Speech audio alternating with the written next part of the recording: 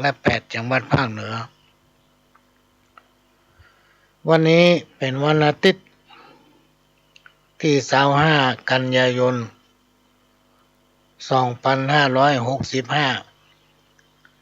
แรม15ค่ำเป็นวันเดือนรับพี่น้องท่านผู้ฟังเดือน12รับวันนี้เป็นวันเดือน12รับพี่น้องท่านผู้ฟัง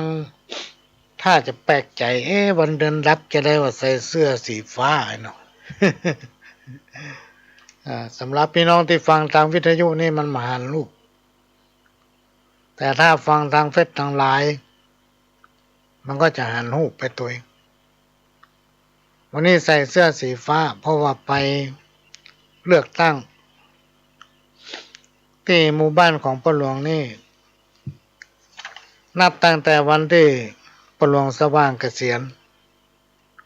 ก็มีการเลือกตั้งครั้งที่2ละพ่อหลวงสืบจากแทนพ่อหลวงสว่างหมดอายุเกษียณไปวันนี้เป็นวันอาทิตย์ที่25เป็นเดือน12รับพอดีก็มีการเลือกตั้งพ่อหลวงคนใหม่ซึ่งเป็นคนเรียงลำดับจากพ่อหลวงมาก็เป็นคนที่2ก็ไปเลือกตั้งมาตะกี้นั่นก็มีผู้ลงสมัครถึง3ท่านด้วยกันท่านแรกก็เป็นลูกของเบอร์1นะนิรุตชัยดวงเบอร์ที่2ก็ไอ้แจ็คร้านขายของปากทางเขาวัดน้องอ้อเบอร์ที่3ก็ไอ้คมสันจันทรเป็นอดีตผู้ช่วยผู้ใหญ่บ้านของพ่อหลวงคนที่ผ่านมาวันนี้มีการเลือกตั้งที่ศาลาประชาคมกลางหมู่บ้านซึ่งสมัยก่อนนั้นพ่อหลวงจะใช้ส่วนใหญ่ก็จะใช้อาคารศูนย์เรียนรู้ของส่วนสุขภาพหมู่ที่3แต่ตั้งแต่เกษียณมาก็ไม่ไปใช้อาคารหลังนั้น ล่าว่างไว้พ่อหลวงก็ไม่ได้ลงไปทำอย่างละตอนนี้เป็นเวลา 4-5 ปีผ่านมาเนี่ยเนื่องจากว่าเขาเกษียณแล้วก็วางมือแต่ต่างจังหวัดต่างคณะทีมงานของปปสก็ยังขอให้พ่อหลวงนั้นเป็นตัวแทนของชุมชนเป็นตัวแทนของระดับตำบลระดับอำเภอระดับจังหวัดก็คือเป็นประธานเครือข่ายกองทุนแม่ของแผ่นดินระดับอำเภอระดับจังหวัดเชียงใหม่และก็ไปถึง8จังหวัดภาคเหนือต่อมาก็ได้รับการแต่งตั้งจากคณะกรรมการเครือข่ายกองทุนแม่ของแผ่นดินถึง9ภาคเนี่ยพี่น้องท่านฟังประเทศไทยเนี่ยมีอยู่9ภาคก็ได้รับตำแหน่งหนึ่งก็คือรองประธานศูนย์ประสานงานกองทุนแม่ของแผ่นดินแห่งชาติซึ่งประธานใหญ่แท้ๆเนี่ยอยู่ที่กรุงเทพ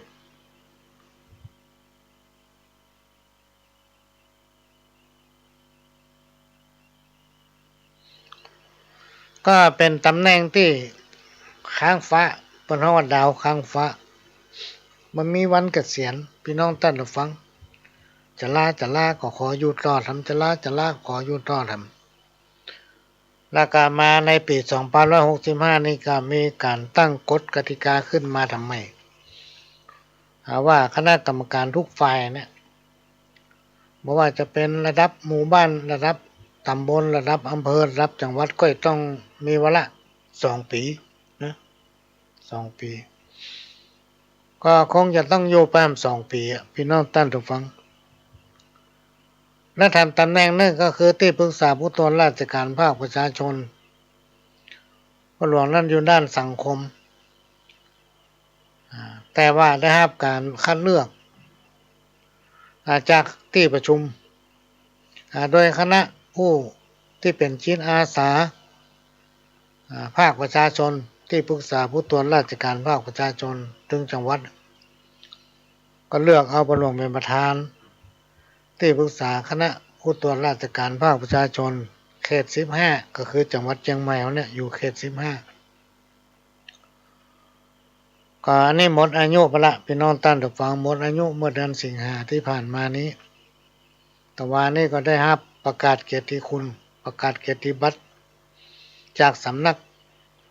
งานปลัดสำนักนายกรัฐมนตรีนั่นก็มีแนวโน้มว่าเปิ้นให้จะขออยู่ตอมละก็ยังมาพิจารณาอยู่พี่น้องท่านผู้ฟังเนื่องจากว่าปัญหาทางด้านสุขภาพประการหนึ่งแล้วทำประการหนึ่งถ้าเราไปทำงานนักเนี่ยพี่น้องท่านผู้ฟังโอกาสเวลามันจะมีน้อยที่จะได้พบปะพี่น้องท่านผู้ฟังนี่ก็เอ็นดูพ่อแม่คนเฒ่าคนแก่ปู่ย่าตายายเอ็นดูเถระครูบาอาจารย์ที่คอยให้กำลังใจก็ต้องขอกราบขอบพระคุณพี่น้องท่านผู้ฟังทุกท่านทุกคนเถระครูบาอาจารย์ทุกตนทุกองค์ที่เมตตาคือความอนุเคราะห์รับฟังและก็ให้กำลังใจมาโดยตลอดซึ่งเป็นรายการที่ชาวบ้านพี่น้องท่านผู้ฟังนำเอาสาระสัพพะร้อยอันปันเรื่องจากประสบการณ์ของตนเองจากการที่ได้จดจำเอาคำอู้ของครูบาอาจารย์เปิ้นมาถ่ายทอดมาเล่ามาอู้ฟังมาแจ้มาสอนก็เป็นประจำทุกวันเสาร์ตั้งแต่เวลา 4 โมงถึง 6 โมงแมลงและก็เป็นประจำทุกวันอาทิตย์ตั้งแต่บ่ายโมงถึงบ่าย 3 โมงวันอาทิตย์เนี่ยมันจะมีอยู่2เวลาพี่น้องท่านผู้ฟังบ่ายโมงถึงบ่าย 3 โมงจบพักผ่อนชั่วโมงหนึ่ง5 โมงก็มาพบปะพี่น้องท่านผู้ฟังต่อไปจนถึง 6 โมงเมื่อค่ำจับกินข้าวแรงพอดีและก็เป็นประจำทุกวันพฤหัสพี่น้องท่านผู้ฟังตั้งแต่เวลา 3 ทุ่มถึง 4 ทุ่มในภาคกลางคืนก็มาพบปะพี่น้องท่านผู้ฟังพบปะเถระครูบาอาจารย์พ่อน้อยพ่อนานครูบาอาจารย์ทุกท่านมาเป็นกู้เป็นเกมพี่น้องท่านผู้ฟังในโอกาสที่นอนก็มารับอยู่บ่ได้มันก็ม่วนเปียนั่นเนี่ยอันนี้เปิดวิทยุฟังเป็นกู้ไปพี่น้องท่านผู้ฟังเป็นหน้าบุญที่เราได้มีโอกาสได้พบปะกันอันนี้แสดงให้เห็นว่าเมื่อในอดีตชาตินั้นเราต้องเป็นพี่เป็นน้องต้องได้ทำบุญร่วมกันมาชาตินี้พบนี้ถือแม้นว่าไม่ได้ปะกันพี่น้องท่านผู้ฟังก็ได้ยินได้ฟังน้ำเรียงเสียงปากถึงบ้านถึงจองก็ต้องขอกราบขอบพระคุณท่านผู้อำนวยการสถานีวิทยุวัดไฟหลวงพ่อพระครูสมุวิสุวัฒน์วรกิจโจที่ได้เมตตาเฮืออนุเคราะห์หาเวลาให้มาอู้มาพบมาปะพี่น้องท่านผู้ฟังมาเป็นคู่เป็นกิมกันก็จากใจจริงของขโยมพี่น้องท่านผู้ฟังขโยมเก่า ขโยมเก่าก็ต้องขอกราบขอบพระคุณนำข้างเรื่องเป็นอย่างสูงวันนี้นั้นพี่น้องท่านผู้ฟังสถานีวิทยุทำ2-3 สถานีที่ได้ให้โอกาสเมตตานำเอาเสียงนี้ไปเผยแพร่สู่พี่น้องท่านผู้ฟังเป็นต้นว่าสถานีวิทยุคลื่นพัฒนาคุณภาพชีวิต FM 92.25 วัดหลวงประแดงมหาวิหารสถานีวิทยุ FM 98.75 คลื่นธรรมะของชุมชนวัดห้วยตองซักตำบลของเปาอำเภอจอมทองจังหวัดเชียงใหม่สถานีวิทยุมนต์เสียงธรรม 106.25 วัดบูพารามอำเภอแม่แจ่มจังหวัดเชียงใหม่ก็ได้นำเอาเสียงนี้ไปหาพี่น้องท่านผู้ฟังถึงบ้านถึงจองไปเป็นคู่เป็นเกมพี่น้องท่านผู้ฟังที่อยู่ว่างส่วนใหญ่พวกวิปน้อยปนานก็ไปวัดวันนี้เป็นวันเดือนรับไปฟังเพลงไปฟังธรรมฟังเทศน์ไปปฏิบัติศีลภาวนาหลายวัดหลายวาพี่น้องท่านผู้ฟังเพิ่นถือศีล8เพิ่นก็ไปนอนวัดตั้งแต่วาละ วันนี้ก็ฟังเทศน์ฟังธรรมปฏิบัติศีลภาวนาเพื่อปฏิบัติตนให้เป็นพุทธมกะแล้วเป็นแบบอย่างให้กับลูกกับหลานเป็นแบบอย่างให้กับคนทั่วไปทำประการหนึ่งไปกำลังใจพระสงฆ์องค์เจ้าเถระครูบาอาจารย์ที่เพิ่นอยู่วัดปฏิบัติค้นเอา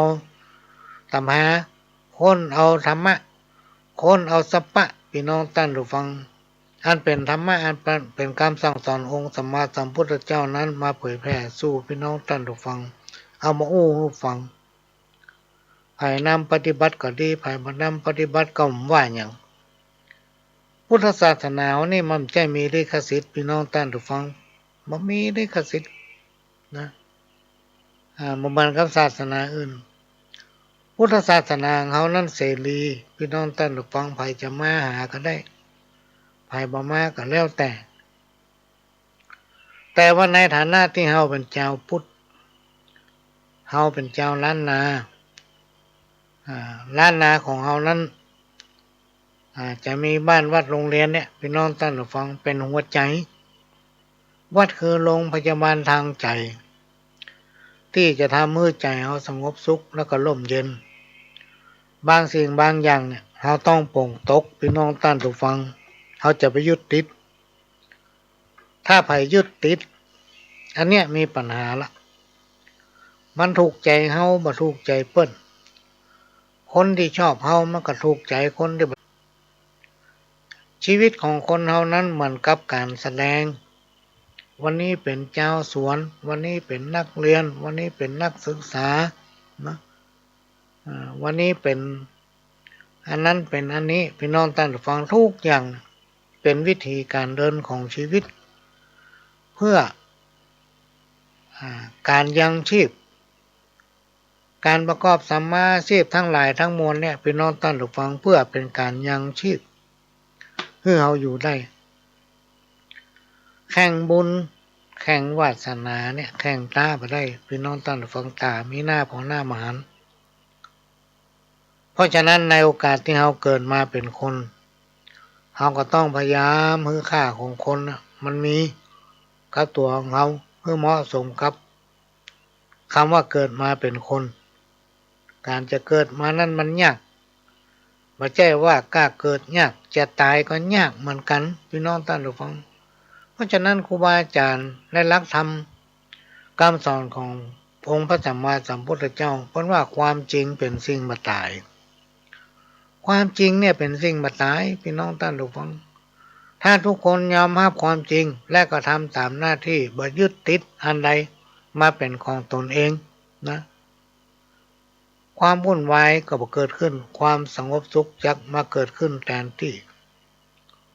เมื่อทุกคนปรารถนาความอยู่เย็นเป็นสุขเพราะฉะนั้นเราจะไปยึดติดกับสิ่งอย่างต่างๆต้องเอาธรรมะมาเป็นที่พึ่งตั้งใจว่าทุกสิ่งทุกอย่างนั้นมันบ่จีรังยั่งยืนมันแจ้ของเฮาและบ่แจ้ของไผนะทำไปตามหน้าที่วันนี้วาสนาหน้าบุญเฮาดีอันอย่างต่างๆมันก็ดีวันใดวันหนึ่งถ้าเกณฑ์ชะตาเฮาบ่ดีอันอย่างต่างๆมันก็บ่ดีตามไปเพราะฉะนั้นคำว่าบาปบุญคุณโทษเนี่ยมันมีพี่น้องท่านผู้ฟังจำไว้ใส่ใจเก็บไว้พิจารณาอยู่เนืองนิดว่าบาปคุณโทษนะมันมีไผทำอย่างใดได้อย่างนั้นไผทำอย่างใดได้อย่างนั้นหนีบ่พ้นแล้วก็แตนกันบ่ได้วันนี้เกณฑ์ชะตาวาสนาเฮาดีมันก็ดีวันใดวันหนึ่งถ้าเกณฑ์ชะตาวาสนาเฮาตกอับเกณฑ์ชะตาวาสนาเฮามันบ่ดีมันก็เข้าซ้ำแก้บ่ตกที่ว่าแก้บ่ตกนี่คืออย่างพี่น้องท่านผู้ฟังเพราะมันเป็นกรรมที่เกิดจากการกระทำของเฮาเองมันมีไผสร้างขึ้นแก้วแหวนเงินคำมันบ่ได้ไปอยู่ที่ไหนอยู่ในอกในใจเฮาเนี่ยพี่น้องท่านผู้ฟังอยู่กับตีนกับมือเฮาเนี่ยถ้าเฮาเป็นคนที่มันขยันแก้วแหวนเงินคำมันก็มีตลอดมาหาตลอดแต่เฮาบ่เป็นคนมันบรรยากาศอันหยังนักก็มาเอาเบากว่าสู้บ่คิดทำมาหากินบ่คิดให้มีรายได้ อันยังมันก็อยู่กับเฮาบ่ได้พี่น้องท่านผู้ฟังโดยเฉพาะพฤติกรรมของคนเฮาเนี่ยการสร้างบารมี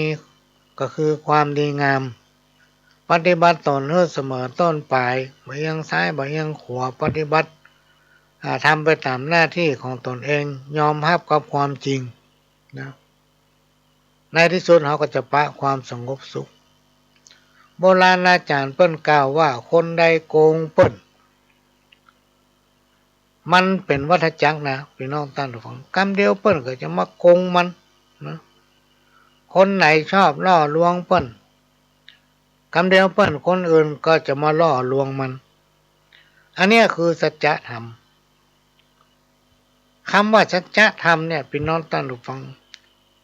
มันจะบ่งบอกถึงว่ามีสิ่งใดในโลกมนุษย์ของเราเนี่ยที่จะอยู่คงที่เมื่อเรารู้ว่าอันอย่างทุกอย่างในโลกของเราเนี่ยมันบ่อยู่คงที่เราจะไปยึดติดผู้ที่มีความกตัญญูกตเวทิตาคุณและก็มีความขยันหมั่นเพียรครูบาอาจารย์ท่านกล่าวไว้ว่าย่อมประสบความเจริญในชีวิตอันนี้แน่นอนพี่น้องท่านผู้ฟังคนใดมีความขยันหมั่นเพียรและก็มีความกตัญญูต่อผู้มีคุณเป็นต้นว่าพ่อแม่ญาติกาพี่น้องครูบาอาจารย์เป็นต้นคนที่มีความกตัญญูที่กล่าวมานี้ย่อมประสบความสำเร็จในชีวิตมีความเจริญรุ่งเรืองอย่างแน่นอนอันนี้โบราณอาจารย์คนเฒ่าแก่ผู้น้อยผู้นานครูบาอาจารย์เพิ่นกล่าวไว้พี่น้องท่านผู้ฟังเฮาลองสังเกตดูมันเป็นอย่างนั้นแต่มันมีแต่มีจริงตัวพี่น้องท่านผู้ฟังสิ่งทั้งหลายที่กล่าวมาเนี่ยบ่ใจอู้ไปเลยนะหลายๆคนบ่เชื่อบาปบุญคุณโทษมันมีพอมันนั่นเนี่ยบ่ดีแต่บ่ดีว่ามันก็เป็นดีขึ้นติ๊กๆมันบัดตันเตื้อพี่น้องท่านฟังมันบัดตันจะเพื่อมันตันถ้ามันได้ลงทันแล้วก็คำนั้นกฐินทานคือสังฆทานบุญทานยิ่งใหญ่1 เดือนข่าวสารเพื่อการประชาสัมพันธ์ขอเชิญชวนศรัทธานักศีลนักบุญทั้งหลายร่วมงานทำบุญทอดกฐินสามัคคีของวัดร้องอ้อตำบลสันติเชื่ออำเภอเมืองจังหวัดเชียงใหม่ตรงกับวันอาทิตย์ที่ 6 พฤศจิกายน พุทธศักราช 2565 ขึ้น 13 ค่ำเดือนยี่ทอดถวายกับพระสงฆ์ที่จำพรรษาท่วนไตรมาสของวัดร้องอ้อเวลา 9:30 นาทีเป็นต้นไปขอเชิญชวนร่วมงานบุญกฐินสามัคคีของวัดร้องอ้อตำบลสันติเชื่ออำเภอเมืองเชียงใหม่จังหวัดเชียงใหม่ตรงกับวันอาทิตย์ที่ 6 พฤศจิกายน 2565 ช่วงเช้า 9:30 นาทีได้บุญได้กุศลโดยพร้อมเพรียงกันเวลาสร้างมนุษย์สมบัติสวรรค์สมบัตินิพพานสมบัติเพิ่มพูนเล่าไผว่าน้ำกินล้ำเป็นผีกายะวาทีเป็นผีบ้าใบยิ่งกินกันตึงวันกินกันใจเป็นขี้เปี้ยไปก่อนนักกินแล้วตับแข็งอ่อนแหงลมจักตายนักต่อนักลงแรงเว้นได้เว้นไซมีใจเข้มแข็งกายะมีแหงเมียแปลงก็สู้ความทุกข์มันทำให้คนเราเนี่ยมีความคิดพี่น้องท่านทุกฟังห้องว่าความคิดแตกถ้าเราเขินอยู่ต่อไปแบบสบายนี่มันจะทุกข์กันเลยเพราะฉะนั้นต้องมีความคิดเนี่ยมันทำให้คนเราฉลาดความฉลาดมันทำให้คนเรามีความสุขความสุขมักจะทำให้คนเราเพลิดเพลินนะเมื่อเพลิดเพลินก็เป็นหนทางที่ทำให้มาซึ่งความประมาทนะความประมาททำให้คนเราเนี่ยทำความผิดพี่น้องท่านผู้ฟังจะหันได้จากเหตุการณ์ที่มันเกิดขึ้นถึงวันเนี่ย สาเหตุมันมาจากความประมาททั้งนั้นนะทำไปด้วยอารมณ์โมโหทำไปด้วยความเกลียดความโกรธความมิ่งนะบันดาลโทสะเพื่อมาคิดใจได้อันนี้มันไม่ดีตรงนี้เพราะฉะนั้นพี่น้องท่านผู้ฟังเขาจะต้องมีสติควบคุมสติของตนเองให้ดีอันไหนที่มันไม่ดีอย่าไปทำโดยเฉพาะอันใดที่มันเป็นความผิดเนี่ยอย่าไปใกล้อย่าไปทำเด็ดขาดเพราะอย่างความผิดเนี่ยมันทำมือคนเราเป็นทุกข์เนี่ยทำมือเราเป็นทุกข์สิ่งที่จะฝากไว้เนี่ยโดยเฉพาะวันนี้เป็นวันพระวันศีลควรจะน้อมนำเอาธรรมะอันเป็นคำสั่งสอนขององค์พระสัมมาสัมพุทธเจ้าเอาง่ายๆเอาข้อง่ายๆมานำปฏิบัติก็คือทำดีได้ดีทำบ่ดีได้บ่ดีนะนอกจากจะได้บ่ดีแล้วก็ทำเมื่อครอบครัวของตนเองเดือดร้อนทำเมื่อสังคมนั้นเดือดร้อนเพราะฉะนั้นจงทำดีไปเป็นวันพี่น้องท่านผู้ฟังเพื่อตัวของท่านเองเพื่ออนาคตของลูกของหลานในวันข้างหน้าเขาจะได้นำปฏิบัติข้าวรณรงค์เข้าวัดเข้าวายกมือสาวันตานอบน้อมแตนลวงดอกซ่อมขยอมหอมไก่หมู่เฮาเจ้าพุทธบริสุทธิ์ผ่องใสประเพณีไทยร่วมใจเติมตุ้มวันศีลวันธรรมแนะนำโอบอุ้มเป็นหมู่เป็นจุมตัวทิศมีกิจกรรมร่วมทำร่วมคิดมีจิตเปี่ยมด้วยศรัทธาขอเชิญพี่น้องเพื่อนพ้องวงศาเข้าวัดเข้าวาเอาอาใหญ่น้อยใส่บาตรทำบุญอุดหนุนเกี่ยวก้อยทำตามหีบหอยก่อนนั้นฝากผู้สูงวัยน้อยใหญ่ทุกชั้นอย่าได้ปิดกั้นวัดว่าโบราณว่าไว้ใจได้แต่หนาแก่ชราเพราะว่ากินข้าวแก่พ่อเกิดเมินหลงเพลินแต่ละวัดว่าบ่เอาใจนึกอย่าอวดพลังว่ายังแข็งปึกอย่าลึกดื้อด้านเกินไปห้องบวชมาแล้วผ่องแผ้วสดใสพอถึงสูงวัยก็เปลี่ยนใจเสียจ้อยกรรมสวดกรรมทำเคยจำทราบซึ้งไปอยู่ก้นบึ้งมดฟืมบักกินก็เน่าเหมือนเข้าติดหืมบ่เล่าก็ลืมยิบยืมบ่ได้ถ้าเฮาสนใจอยู่ไกลอยู่ใกล้ถึงอยากอย่างใดตึงหูพิจารณาปัญหากระทู้ฟังเปิ้นเอ่ยอู้ถึงวันควรมีวาระพบปะสังสรรค์อู้จ่าม่วนงานผูกพันเกี่ยวข้องงานวัดงานวาอู้จ่าถูกต้องทำตามทำนองทุกครั้งมีการมีงานกินตานบะย่างแปลงใจตั้งดีงามอันใดบ่ฮู้มันอู้มันถามแล้วจับใจความติดตามฮื้อได้มีการงานใดตึงไก่ตึงใกล้ขอฮื้อมันไปเติมกำมันเข้าวัดวาอู้จาก่าวย้ำจะได้อึ้งอ้ำเลยนามันเฮียนมันหู้มันรู้ศึกษาวิชาปัญญาควรหามาแท่งมีปัญหาใดจักได้เปล่งแจ้งหู้จักก่อยแยงแบ่งไว้หากมีปัญหาก็สามารถใช้รับรองแก้ได้ทันทีประสบการณ์นัก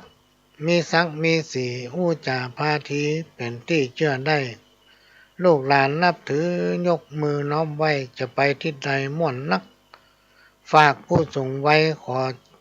ใจไฟมักตั้งรักให้ได้เนอเฮาเพราะวัยเฮานั้นนับวันอับเสาอย่าหลงมัวเมากินเหล้าเมาเหล้าอย่าอายวงวานลูกหลานตานเต้าเขาจะว่าเฮาเลอะเทอะทำตัวบดีนั่นมีผลเลอะขอเตอะอย่าได้งมงายอย่าได้เดือรั้นกว่ามันจะสายเพื่อหูพอไว้เพื่ออายพอเท่าช่วยกันแนะนำศีลธรรมพระเจ้าตั้งใจรับเอาธรรมะสิ่งใดบดีให้หนีเลิกละคงจะอยู่ได้สบายก่อนวาจาขอบรรยายเต้านี้เต้าอี้ก่อนแน่นายเอ่ยอันนี้ก็ของไผมาจำมาได้พี่น้องท่านผู้ฟังจำมาได้เพราะว่าโคนปาตะวาวันซื้อนี่อันนี้เอาศีลห้ามาอ่านให้ฟังกำหนึ่ง อ่านให้ฟังกำความทุกข์เนี่ยพี่น้องท่านผู้ฟังมันทำให้คนเรามีความคิดเหมือนที่ว่าไปแล้วนะถ้าคนไหนมีความคิดคนคนนั้นก็จะเป็นคนฉลาดนะความทุกข์ความจนความมั่งความมีบอกว่าคนดีคนให้ทุกคนนะพี่น้องท่านทุกคนสิ่งทั้งหลายที่กล่าวมาแล้วเนี่ยเวลาเขาตายไปเนี่ยมันบัดใจว่าเอาไปตัวได้สิ่งที่ไปตัวเฮาก็คือบาปบุญคุณและโทษอันเนี้ยเป็นความจริงที่ตัวเฮาไปก็จะเอาข้าวที่มันเป็นธรรมะขั้นพื้นฐานของเจ้าพุทธเขาตั้งหลายก็คือข้าวศีลห้าข้อมาอ่านให้ฟังมาฝากคำว่าศีลห้าเนี่ยพี่น้องท่านผู้ฟังเขาเกิดมาเขาก็ได้ยินละเวลามีการมีงานเกี่ยวกับพิธีในทางพุทธศาสนาก็จะมีการไหว้พระสมทานหรือว่าหับศีลอยู่ทุกครั้งนะแต่ในช่วงระยะที่เราประกอบพิธีในทางพุทธศาสนานั้นโอกาสเวลาที่เพิ่นจะบรรยายให้ฟังน่ะมันน้อยก็เลยไม่ได้บรรยายบางคนก็หูเรื่องบางคนก็มูเรื่องอันนี้ก็ฝากไว้พี่น้องท่านผู้ฟังในหลักของพุทธศาสนานั้นธรรมะขั้นพื้นฐานศีลห้าข้อเนี่ยเป็นธรรมะขั้นพื้นฐานของเจ้าบ้านอย่างเราทั้งหลายเนี่ยถ้าเรานำปฏิบัติได้จะทำให้เราอยู่เย็นเป็นสุขอันนี้ก็เป็นข้าวศีลห้านมัสการประสานมือน้อมแตนลวงดอกซ่อมพร้อมทูปบูผานพพระไตรลัตน์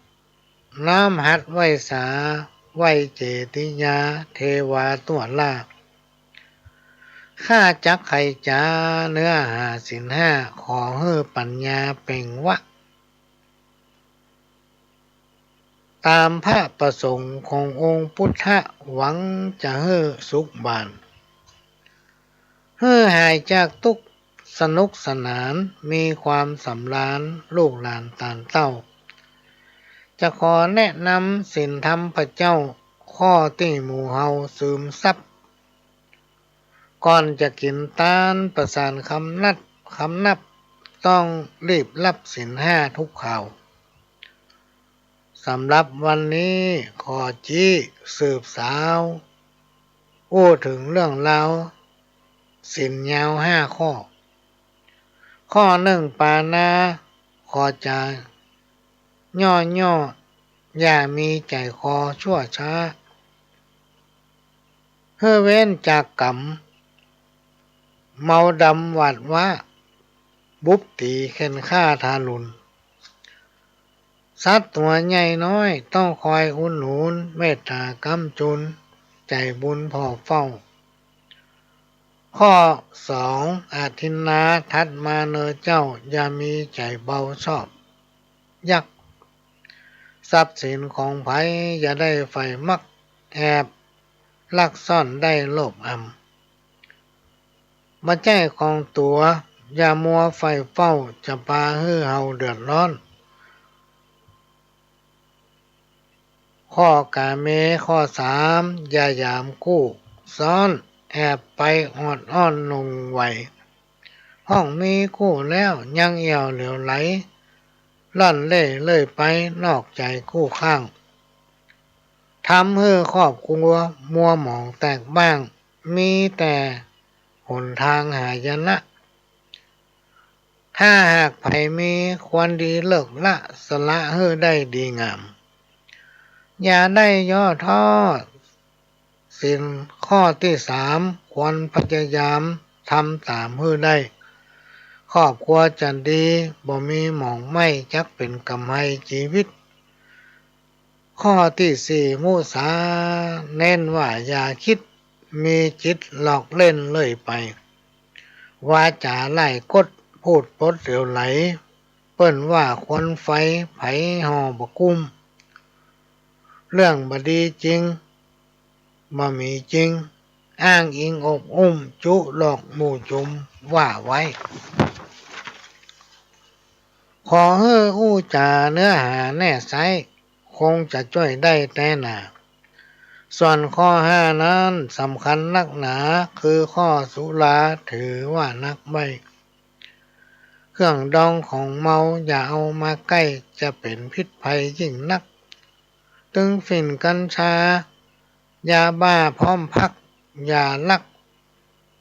ลองเล่นสักกำสุราน้ำปิดกินแล้วเมาข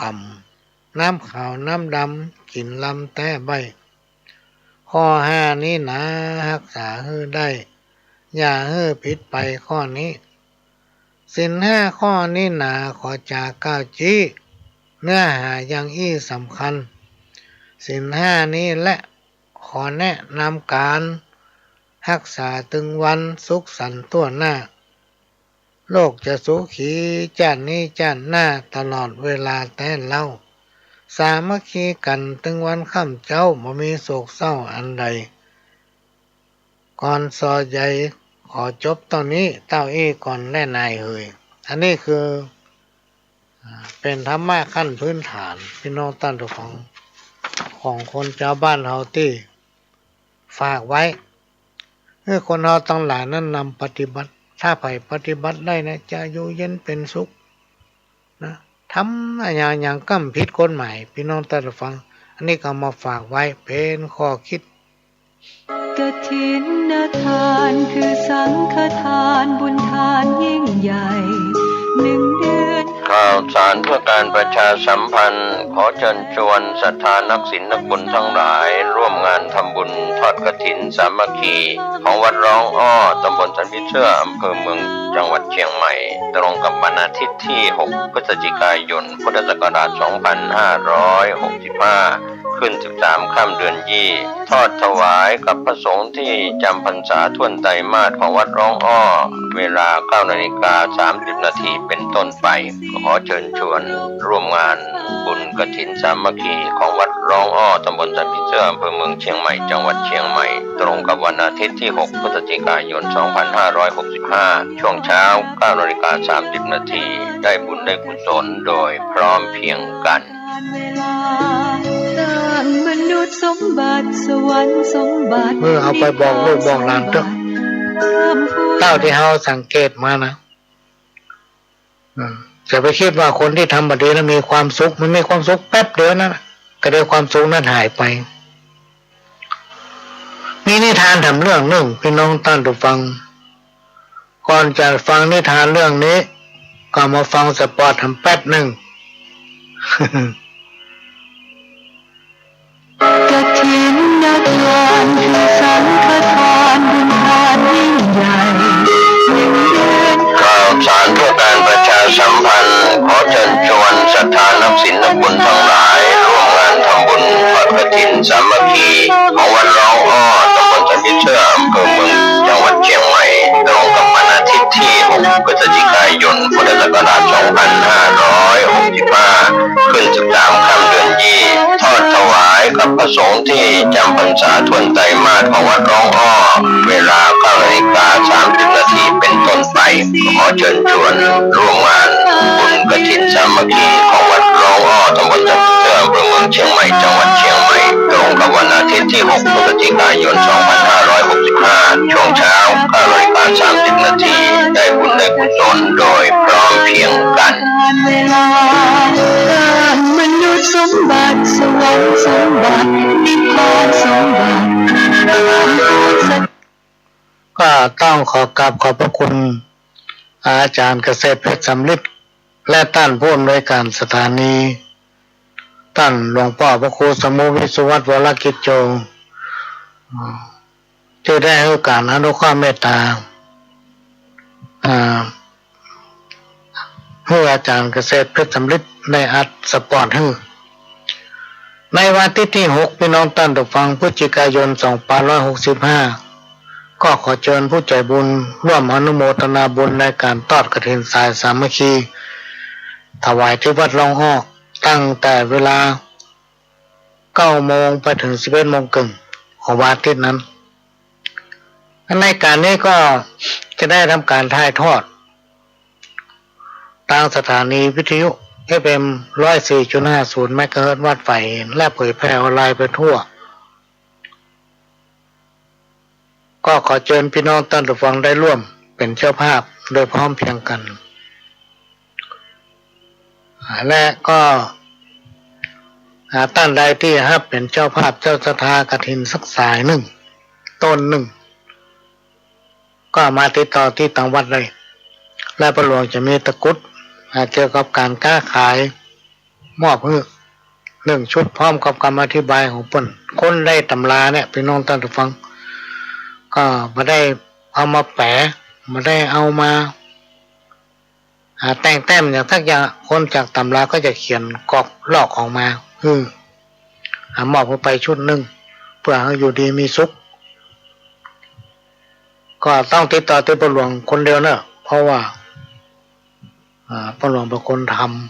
ำโดยบ่เอาอย่างสักอย่างพี่น้องท่านผู้ฟังเป็นการมอบเพื่อเป็นสินน้ำใจเป็นของชำร่วยให้กับท่านไป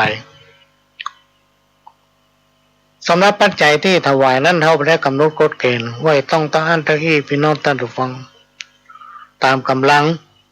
เนื่องจากว่าเพราะว่าเศรษฐกิจเองเนี่ยที่เขาหันกันเนี่ย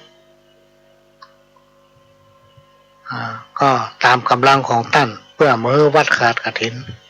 เป็นการให้กำลังใจพระสงฆ์ของเจ้าที่ปฏิบัติศีลภาวนาอยู่กับวัด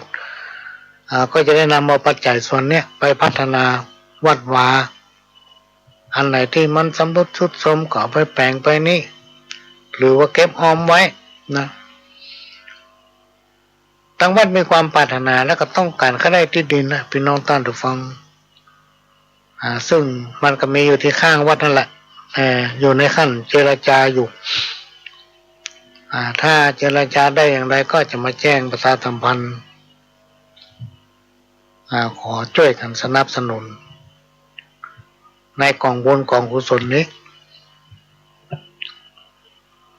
ก็มาฟังนิทานทำเรื่องหนึ่งพี่น้องท่านผู้ฟังเป็นนิทานชาดกเกี่ยวกับเพื่อนการมีเพื่อนเนี่ยมันดีพี่น้องท่านผู้ฟังถ้าเพื่อนเราเป็นคนซื่อสัตย์นะบักกดใส่กันมีความจริงใจต่อกันนะเหมือนกับคำกรบนหนึ่งว่ามีเพื่อน1 คนดีกว่าเพื่อนเป็น100ถ้าเป็นเพื่อนที่จริงใจต่อกันพึ่งพาอาศัยปรึกษาหารืออย่างกันได้ในยามอับจนก็ให้การอนุเคราะห์ช่วยเหลือด้วยความจริงใจซึ่งกันและกันแต่ถ้าเรามีเพื่อนที่บ่จริงใจพี่น้องท่านผู้ฟังเพื่อนไม่มีหลายลักษณะนะบางทีเป็นเพื่อนที่ถ้าได้กินข้าวเฮามันอย่างไม่ดีแต่ดีว่ามาหาถึงวันเนี่ยถ้าเมื่อได้มั่มได้กินข้าวเฮาพอหามถึงหมานพอหาทางพอเรื่องมาถึงหมาที่มันมาเพราะมันไม่ได้กินข้าวเฮาเพื่อนอย่างเงี้ยพี่น้องท่านผู้ฟังจ จะไปคบบางทีเขามีปัญหาอย่างเขาปรึกษาหรือมันไปมันเอาเป็นเหล้าอ่ะ เอาเป็นเหล้าเพื่อนนี้จะไปใกล้เนาะมีนะพี่น้องท่านผู้ฟังจากประสบการณ์ของพ่อหลวงนะคบคนมานักถึงวันนี้มันเหลือไปสักคนเพราะมันมีความจริงใจต่อกันเขามีภัยดีกว่าพี่น้องท่านผู้ฟังมากันนิทานเรื่องนี้ในการครั้งหนึ่งมีชาย2 คนเป็นเพื่อนกันมาตั้งแต่น้อยละเกิดมาก็หู้จักกันละอยู่บ้านเดียวกันเป็นเพื่อนกันนะถึง2 คนเนี่ยชวนกันทำมาหากินต่างบ้านต่างเมืองคนหนึ่งเป็นลูกจ้างเศรษฐีแถมคนหนึ่งเป็นลูกจ้างพ่อกะ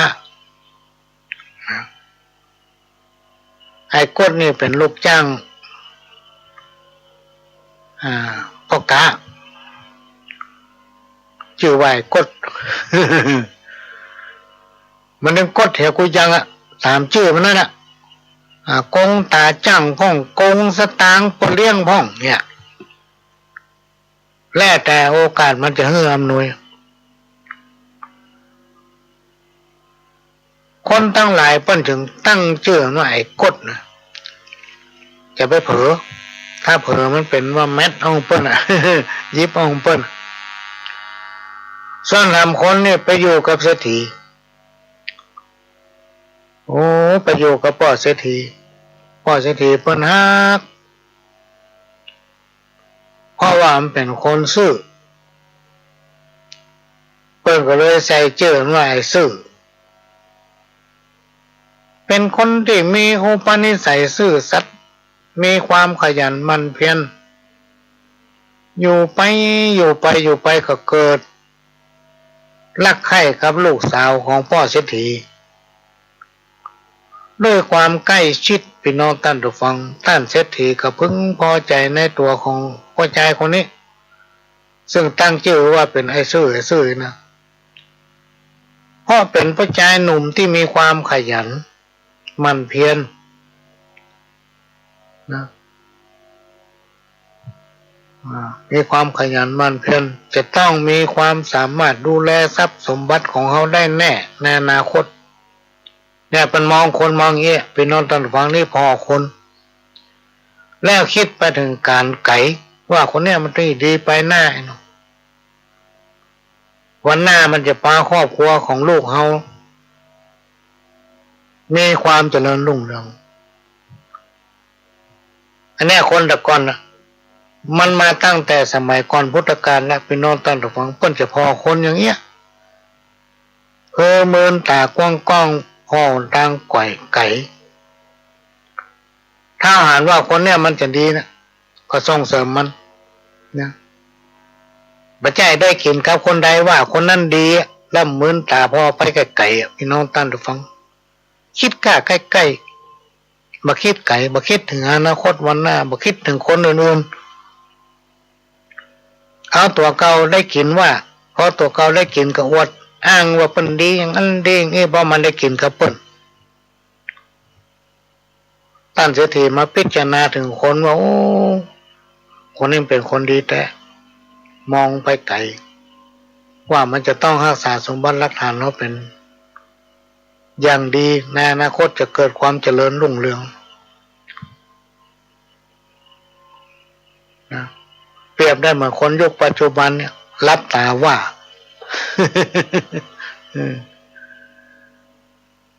หูอยู่ว่ามันบัดดีได้กินกับมันก็ส่งเสริมมันอยู่เพราะว่าตัวเองได้กินกับมันนี่เป็นต้นต่อมามีวันหนึ่งนึกอยากจะลองใจไอ้ซื่อนะก็เลยถามว่าอยากจะได้ลูกสาวของข้าหรือไม่ถ้าเจ้าอยากได้จริงๆจงฝนก้อนหินให้เป็นเข็มไอ้ซื่อก็รับกรรมพี่น้องท่านผู้ฟังแล้วก็เตรียมมาก้อนหินหลายก้อนแล้วก็พยายาม ฝนพี่น้องท่านผู้ฟังฝนก้อนหินเพื่อเป็นเข็มเหมือนท่านเศรษฐีว่านะฝ่ายเศรษฐีแอบพ่อพฤติกรรมของไอ้ซื่ออยู่ตลอด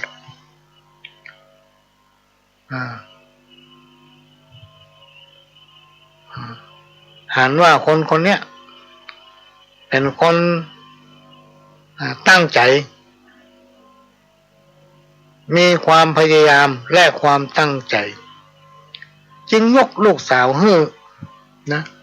ในที่สุดไอเซอร์ก็ได้เป็นลูกเคยของพ่อเศรษฐีได้บริหารกิจการทุกอย่างแทนท่านเศรษฐีพี่น้องท่านผู้ฟังด้วยความซื่อสัตย์ทำให้กิจการการค้านั้นมีความเจริญรุ่งเรืองก้าวหน้าขึ้นเลยคนเฮาเนี่ยพี่น้องท่านผู้ฟังถ้ามีความซื่อสัตย์เนี่ยอย่างก็ประสบความสำเร็จและก็ถาวรนะถาวรถ้าเฮาบ่ซื่อพี่น้องท่านผู้ฟังเฮาบ่ซื่อต่อตัวเก่าบ่ซื่อต่ออาชีพบ่ซื่อต่อกันต่อคณะต่อคนเนี่ยมันจะจมไปติ๊กๆเจริญได้มาเหมือนกระเดียวกับวอดกระเดียวกับปะกับความหายนะเพราะบาปบุญคุณโทษมันโตยเหมือนเงาตามตัวมากันนิทานเรื่องนี้มันมีความซื่อสัตย์มีความสัตย์มีความจริงมีความจริงใจต่อทุกคนมีความปรารถนาดีต่อทุกคนบอกว่าจะทำกิจการอย่างก็มีความมั่นคงมีความเจริญรุ่งเรืองส่วนเพื่อนนำคนนึงชื่อไอ้กดมันไปกล้าขายอันยังตั้งใดก็ไปกดไปโกงเปิ้นกุฏิจนบ่มีไผพอหน้าเพราะว่ามันเป็นคนขี้โกงเริ่มหากินลำบากล่ะพี่น้องท่านผู้ฟังเริ่มหากินลำบากเพราะไปไหนมันไปกดไปโกงเปิ้นมันเป็นคนวอกคนพาลล่ะไผก็บ่ให้คบไปที่ไหนไผบ่ให้คบล่ะเพราะมันเป็นคนกดคนวอกไผบ่ให้คบเนื้อแห้งพี่น้องท่านผู้ฟังมีวันหนึ่งก็คิดนึกถึงไอ้ซื่อเป็นเพื่อนของตัวเก่าเนี่ยได้ข่าวว่าตอนนี้ร่ำรวยเป็นลูกเขยของพ่อเศรษฐีเวลานี้เพื่อนมีบุญวาสนาก็เลยคิดว่าจะไปหาเพื่อนตามที่เคยสัญญากันไว้ว่าถ้าไผได้ดีและถ้าไผผู้ใดผู้หนึ่งตกทุกข์ได้ยากก็ให้ช่วยเหลือกันมันนึกขึ้นได้ก็มาแต่งตัวด้วยเสื้อผ้าเก่าๆพี่น้องท่านผู้ฟังขาดหน้าปะตั้งหลังเนี่ยขาดตั้งหลังมาปะตั้งหน้าเสร็จแล้วก็เดินทางไปที่บ้านไอ้ซื่อพอไอ้ซื่อหันเพื่อนเดินเข้าบ้านมาก็เข้าไปให้การต้อนรับสอบถามว่าเพื่อนเฮ้ยไปอยู่ที่ไหนตั้งใดอะไรอย่างมาลำบากอย่างอี้พอหรอแต่งตัวเสื้อเก่าเสื้อพุทธหนาบทั้งหน้าทั้งหลังไอ้กดก็บอกว่าโอ้ข้าก็ขายของนั่นน่ะแต่กล้าขายยังก็ขาดทุนวันนี้ไปกล้าขายก็ขาดทุนไป500 ตำลึงหมดตัวเลยประเดี๋ยวนี้ทำมายังบ่ได้เลยพ่อมีทุนฝ่ายไอ้ชื่อก็บอกเพื่อนว่าเพื่อนเฮ้ยเอาอีกก็แล้วกันเพื่อนเอาเงินจากข้าเนี่ยไปลงทุนก็แล้วกันจากนั้นก็บอกผู้เป็นสีภรรยาไปยิบเอาสตางค์มา500 ตำลึงยื่นเพื่อนไปลงทุนค้าขายพอไอ้กดได้เงินพี่น้องท่านผู้ฟังแทนที่จะนำไปลงทุน กลับเข้าบ่อนเล่นการพนันน่ะ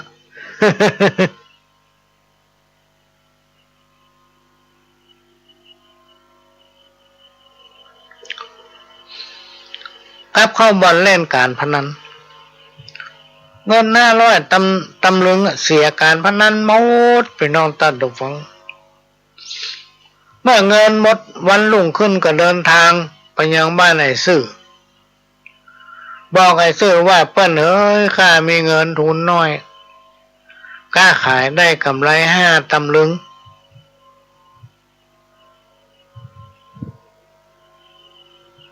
ไฟไอ้ซื่อก็บอกว่าโอ้อันกายเนาะอันข้าจะให้เงิน1,000 ตำลึงเมื่อได้เงิน1,000 ตำลึงพี่น้องท่านฟังไอ้กดก็เดินทางออกจากบ้านของเพื่อนแทนที่จะนำเอาเงิน1,000 ตำลึงนั้นไปกล้าไปขายพี่น้องท่านฟังกลับเอาเข้าไปในบ่อนการพนันทำแล้วเพื่อจะเอาเงินเก่าคืน ไปเล่นการพนันจนเงินถึง1,000 ตำลึงหมดไม่เหลือสักเสี้ยวแล้วก็เดินทางไปหาบ้านเพื่อนไปหาเพื่อนไฟไอ้ซื้อกันนำเอาเงินให้ไอ้กด2,000 ตำลึงพี่น้องท่านทุกคนส่วนไอ้กดเมื่อได้เงิน2,000 ตำลึงก็เป็นเล่นการพนันนั่นละพี่น้องท่านทุกคนเนี่ยมันพัฒนาตนเองมันจะวอกมันจะกดจะโกงเปิ้นติ๊กมันถึงวอกใส่เปิ้นติ๊กมันเหมือนการโบราณที่ว่าถ้ามันจะดีมันดีตั้งแต่พระอ้อมปอกถ้าเชื่อมันจะวอกมันถึงวอกมาตั้งแต่น้อยมันถึงปรับพฤติกรรมสันดานมันถึงบัดได้พี่น้องตัดฟังคนวอกคนสันดานถอยนี่นะพอหน้าตามันดีหมดบุคลิกท่าทางการอู้กันจางอย่างมันดีหมดแต่ทางในมันวอก การมาเก่าผมว่าเว้นมาฮือปอศอกเว้นอีวอกฮือปอวาเว้นคนป่าลาคนถอยคนวอกคนกดคนพานเนี่ยฮือไก่เป็นแสนโยชน์มันใกล้ซื้อใกล้ก้นเนี่ยพอมาได้เงิน2,000 ตำลึงก็ไปเล่นไพ่ละเล่นการพนันในบ่อนนั้นจนหมดเลยแถมรายวันต่อมาไอ้กดก็พริกขี้หนูมาตูบแล้วเอามาทามือขยี้สีหน้าสีตาแล้วก็ทำทีร้องห่มร้องให้สะอื้นไปหาเพื่อนเมื่อไอ้ชื่อหันเพื่อนร้องห่มร้องให้มาดังนั้นก็ปากถามว่าโอ้เพื่อนเป็นอะไรอย่างถึงร้องห่มร้องให้มานั่นก็ข้าไปกล้าจ้างนะกะไอ้หนูจุเพื่อน ข้าไปกล้าจ้างได้กำไรถึง5,000 ตำลึงเซลล์ลงขณะที่ข้าคุยเกวียนเดินทางมายังบ้านเพื่อจะเอาเงินมาคืนให้เพื่อนแต่ระหว่างทางนะปะน้ำท่วมน้ำป่าฝนมันตกนักน้ำป่าไหลทุกทางมาเพื่อนตึงล้อตึงเกวียนนะกะตึงตัวหางข้านะตกน้ำมะเมียสตางค์ถึง5,000 ตำลึงหายไปกับน้ำงมหาอะไรก็มาปะไอ้ซื้อก็บอกโอ้เรื่องตะอี้บ่ได้ของอย่างนี้มันมีได้มีเสียมันเป็นธรรมดาจะไปเสียใจเลยเพื่อนจากนั้นไอ้ซื้อก็จวนไอ้กดเอาอย่างนี้ก็แล้วกันเอาไปกล้าไปขายต่างเมืองด้วยกันเมื่อจวนกันและตกลงกันเรียบร้อยไอ้ซื้อก็ขอให้ไอ้กดช่วยขนเข้าของเสบียงอาหารตลอดถึงสินค้าที่จะนำไปขายต่างบ้านต่างเมืองลงในสำเปาสำหรับเข้าป่าอาหารไอ้ซื้อก็จัดสรรแบ่งเต้ากัน และก็ให้รักษาของภัยของมันเมื่อจัดเตรียมเสร็จเรียบร้อยลุงเจ้ากับปากันออกเดินทางพี่น้องท่านผู้ฟังตลอดระยะเวลาของการเดินทางไอ้กดก็กินอาหารส่วนของไอ้ซื่อบ่ยอมกินอาหารของตัวเก่าเข้าป่าอาหารของไอ้ซื่อจนหมดเวลาต่อมาไอ้ชื่อหิวก็มาขอกินอาหารของไอ้กดพ้องไอ้กดมันยอมให้กินพี่น้องท่านผู้ฟังและกล่าวว่าถ้าอยากจะกินจริงๆให้ควักเอาดวงตาออกลูกหนึ่งออกมาแลกกับข้าวปลาอาหารในขณะนั้นไอ้ซื่อทนต่อความหิวบ่ไหวพี่น้องท่านผู้ฟังหิวจนไส้จะขาดและจะเป็นลมมือได้หน้ามืดเป็นกำจึงตัดสินใจยอมให้ไอ้กดเอามีดควักแก้มตาของตัวออกไปข้างหนึ่งได้รับความเจ็บปวดไอ้ซื่อก็ยอมอดทนและก็ท่องพุทโธธัมโมสังโฆพุทโธธัมโมสังโฆอยู่ตลอดเวลาต่อมาไอ้กดก็ควักเอาดวงตาของไอ้ซื่อออกทำข้างหนึ่งไอ้ซื่อก็ท่องพุทโธธัมโมสังโฆพุทโธธัมโมสังโฆอยู่ตลอดเวลานะตอนนี้ไอ้ซื่อตาบอดทั้งสองข้างนะขณะที่เรือสำเภาแล่นไปตามแม่น้ำกงกาไอ้กดก็ออกอุบายลอกไอ้ซื่อว่าข้าจะนำเรือสำเภาเข้าเทียบฝั่งบนต่างฝั่งแห่งนี้เต็มไปด้วยผลหมากรากไม้นะกำลังสุกน่ารับประทานเพื่อนอยู่ที่นี่หรอกำเดียวข้าจะวนปิ้งมารับแต่จริงไอ้กดคิดจะหลอกเพื่อไอ้ซื่อนั้นขึ้นไปบนเกาะคิดว่าเสือจะต้องกัดกินไอ้ซื่อเป็นอาหารอย่างแน่นอนบนเกาะแห่งเนี้ยในบนเกาะพี่น้องท่านผู้ฟังมีเสือโคร่งอยู่2 ตัวอยู่หับใจพระฤาษีสอนเสือว่าถ้าพบปะกับคนผู้ใดที่พูดที่อู้ว่าพุทโธธัมโมสังโฆพุทโธธัมโมสังโฆตลอดเวลาให้ปาคนผู้นั้นมาหาข้าแต่ถ้าพบปะกับคนผู้ใดด่าพ่อด่าแม่ด่าฝนด่าลมก็ให้กินคนนั้นเห็นเลยไม่ต้องปามาปะ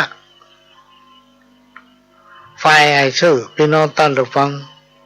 โดนไอ้กดจุหัวก็มันนั่งบนตะฟังตาทั้งสองข้างบอดมืดมิด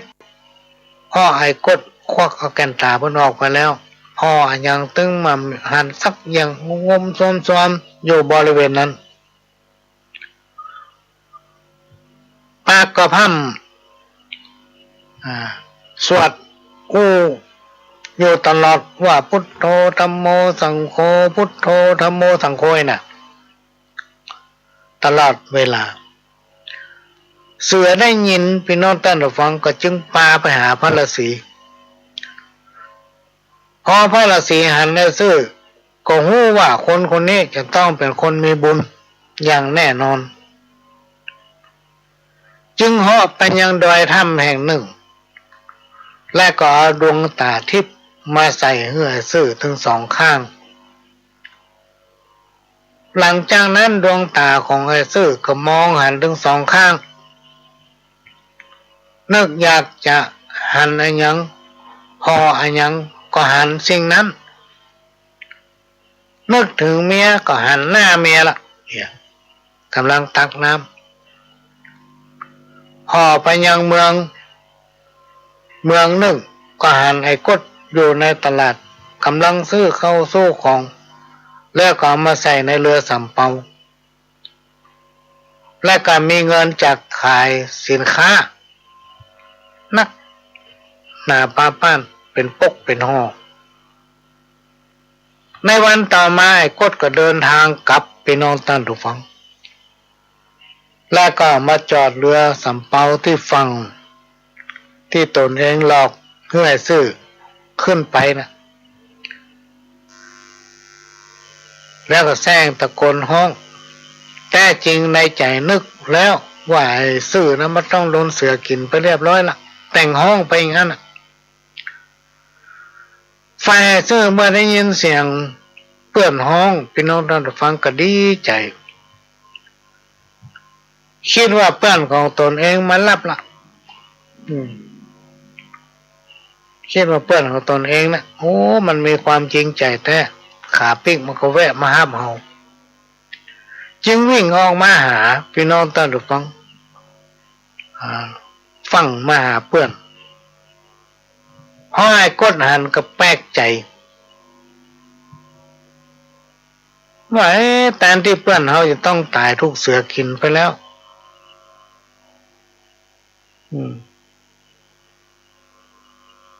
เป็นจะได้ถึงยังบัดตายเตื้อรับปลายบ่ปอ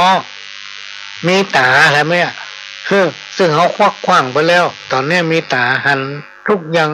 วิ่งมาหาเขาก็เลยเอิ้นถามว่าไอ้เพื่อนเป็นจะได้ถึงว่าพ่อหันเพราะตาของเพื่อนมันมีแล้วอ่ะไอ้ซื่อก็เล่าเรื่องทั้งหมดให้ฟังเมื่อไอ้กดได้ยินเพื่อนเล่าให้ฟังพี่น้องท่านฟังก็นึกอยากจะได้ตาทิพย์จึงอ้อนวอนขอร้องให้ไอ้ซื่อนะควักเอาดวงตาของตนเองออกถึงสองข้างเอามีดจิ้มเข้าไปที่ตาพี่น้องท่านฟังถึงสองข้างไอ้กดก็ด่าฟ้าด่าดินด่าฝนด่าลมด่าคำหยับคลายๆแหละพี่น้องท่านผู้ฟัง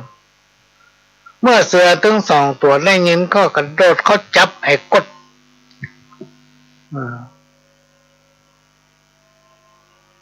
กัดกระชากลากถูซีกเนื้อกินเป็นอาหารยังอร่อยไอ้กดถูกเสือกินตายอยู่ที่หั่นพี่น้องท่านผู้ฟังฝ่ายไอ้ซื่อซึ่งหันเหตุการณ์ทุกอย่างก็รีบนำเรือสำเภาแล่นหนีออกไปเพื่อกลับบ้านกลับเมืองของตัวเก่าไผผู้ใดทำกรรมใดย่อมได้รับกรรมอันนั้นอันนี้เป็นนิทานชาดกที่สอนให้คนเอาว่าเนี่ยอย่างใดจะได้อย่างนั้นพี่น้องท่านผู้ฟังเนี่ยอย่างใดจะได้อย่างนั้นพอดีมันมีเทปเสียงพี่น้องท่านผู้ฟังของคนหนึ่งเพิ่นอาจส่งมาเดี๋ยวจะลองเปิดสักหน่อยกันเพิ่นส่งมาให้เอาใจคนสูงวัยเนาะเขาจะว่าคนเฒ่าก็จะโคตรทำเนาะ เอาลบบอกว่าคนเฒ่าละคนสูงวัยวันเถอะบางทีนะพี่น้องท่านผู้ฟังเปิ้นก็จมกันเรื่องคนสูงวัยนะโอ้เฮาสาย้อมผมมาจนดำมิกนายเนาะก็เหี่ยวฮ้อลุงว่ะ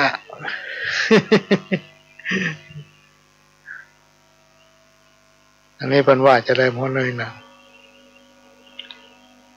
อ๋อนี่ไม่ว่าหยังอันนี้ว่าจะได้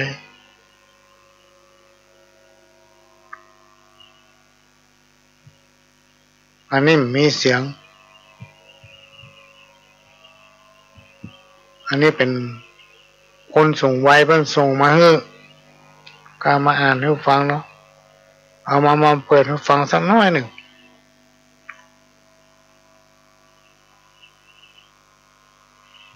อันนี้มีเสียง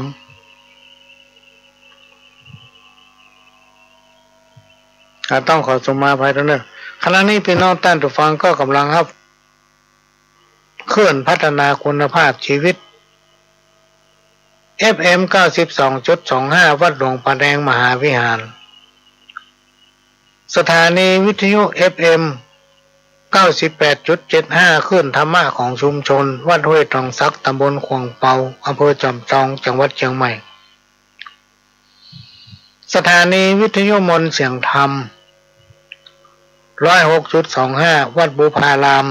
อำเภอแม่แจ่มจังหวัดเชียงใหม่โดยต้านผู้อำนวยการสถานีได้ให้การอนุเคราะห์เมตตานำเอาเสียงรายการนี้เผยแผ่สู่พี่น้องท่านผู้ฟังแถมสถานีหนึ่งก็ต้องขอกราบขอบพระคุณท่านผู้อำนวยการสถานีที่กล่าวมาแล้วเป็นอย่างสูงดำเนินรายการโดยก้าวกับผมประหลวงสว่างท่าดินจันทร์ประธานเครือข่ายกองทุนแม่ของแผ่นดินจังหวัดเชียงใหม่และ8จังหวัดภาคเหนือก็นำรายการสารธรรมคำเก่ามาเล่ามาอู้สู่กันฟังพี่น้องท่านผู้ฟังมาเปลี่ยนบรรยากาศหลังจากพี่น้องท่านผู้ฟังได้ฟังสาระธรรมะต่างๆจากผู้ดำเนินรายการของสถานีและจากพระเถระครูบาอาจารย์ซึ่งทางสถานีก็ได้สรรหาเอาหัวข้อธรรมะเอารายการที่มีสาระมาออกอากาศให้พี่น้องท่านผู้ฟังสถานีวิทยุวัดไฟเห็นเป็นแม่ข่ายหลักที่นำเอาเสียงนี้เผยแพร่สู่พี่น้องท่านผู้ฟังซึ่งเป็นสถานีวิทยุของพี่น้องคนฟังทุกท่านเป็นเจ้าของที่เราต้องช่วยกันทนุบำรุงก็เชิญนะพี่น้องท่านผู้ฟังช่วยกันทนุบำรุงสถานีซึ่งอากาศมันเปลี่ยนแปลงก็ได้ก็ร้อนก็ได้ก็หนาวก็ได้ก็ฝนตกก็ได้ก็ลมพายุเนี่ยก็จะต้องมีการทนุบำรุงอย่างต่อเนื่องก็เลยแจ้งประชาสัมพันธ์ฝากพี่น้องท่านผู้ฟังกฐินทานคือสังฆทานบุญทานยิ่งใหญ่1 เดือนข่าวสารเพื่อการประชาสัมพันธ์ขอเชิญชวนศรัทธานักศีลนักบุญทั้งหลายร่วมงานทำบุญทอดกฐินสามัคคีของวัดร้องอ้อตำบลตะพิเชื่ออำเภอเมืองจังหวัดเชียงใหม่ตรงกับวันอาทิตย์ที่6 พฤศจิกายน พุทธศักราช 2565 ขึ้น13 ค่ำเดือนยี่ทอดถวายกับพระสงฆ์ที่จำพรรษาทวนไตรมาสของวัดร้องอ้อเวลา 9:30 นาทีเป็นต้นไปขอเชิญชวนร่วมงานบุญกฐินสามัคคีของวัดร้องอ้อตำบลตะพิเชื่ออำเภอเมืองเชียงใหม่จังหวัดเชียงใหม่ตรงกับวันอาทิตย์ที่ 6 พฤศจิกายน 2565 ช่วงเช้า 9:30 นาทีได้บุญได้กุศลโดยพร้อมเพรียงกันเวลาสร้างมนุษย์สมบัติสวรรค์สมบัตินิพพานสมบัติตามพูดสัญก็มาฟังข่าว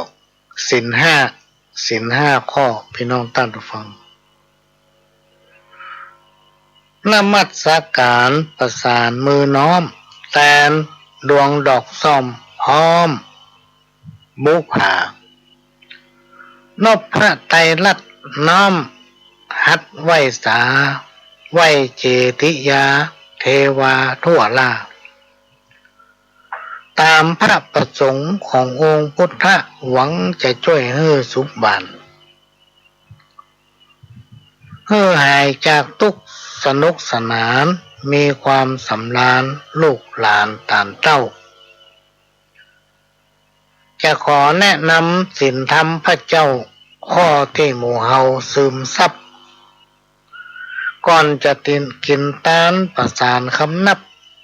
ต้องรับศีล5ทุกคราวสำหรับวันนี้ขอจี้สืบสาวกู้ถึงเรื่องราวศีลยาว5 ข้อ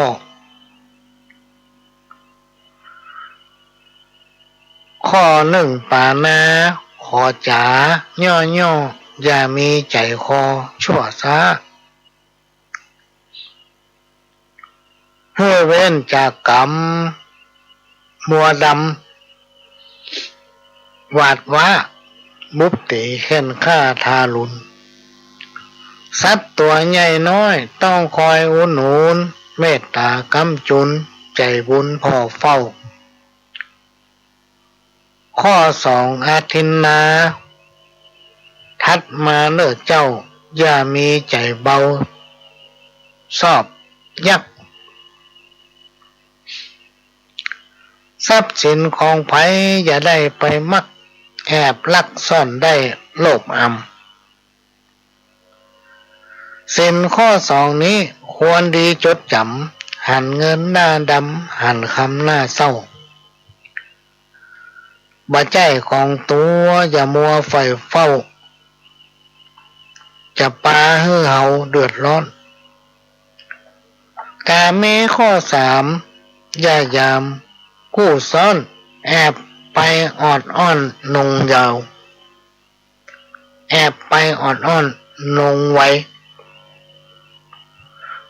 จับใส่ซ้ำพ่องมีกู้แล้วยังไปเอวเหลวไหลเล่ล่อนเลื่อยไปนอกใจกู้ข้างทำให้ครอบครัวหมองมัวแตกบ้างมีแต่หนทางหายนะ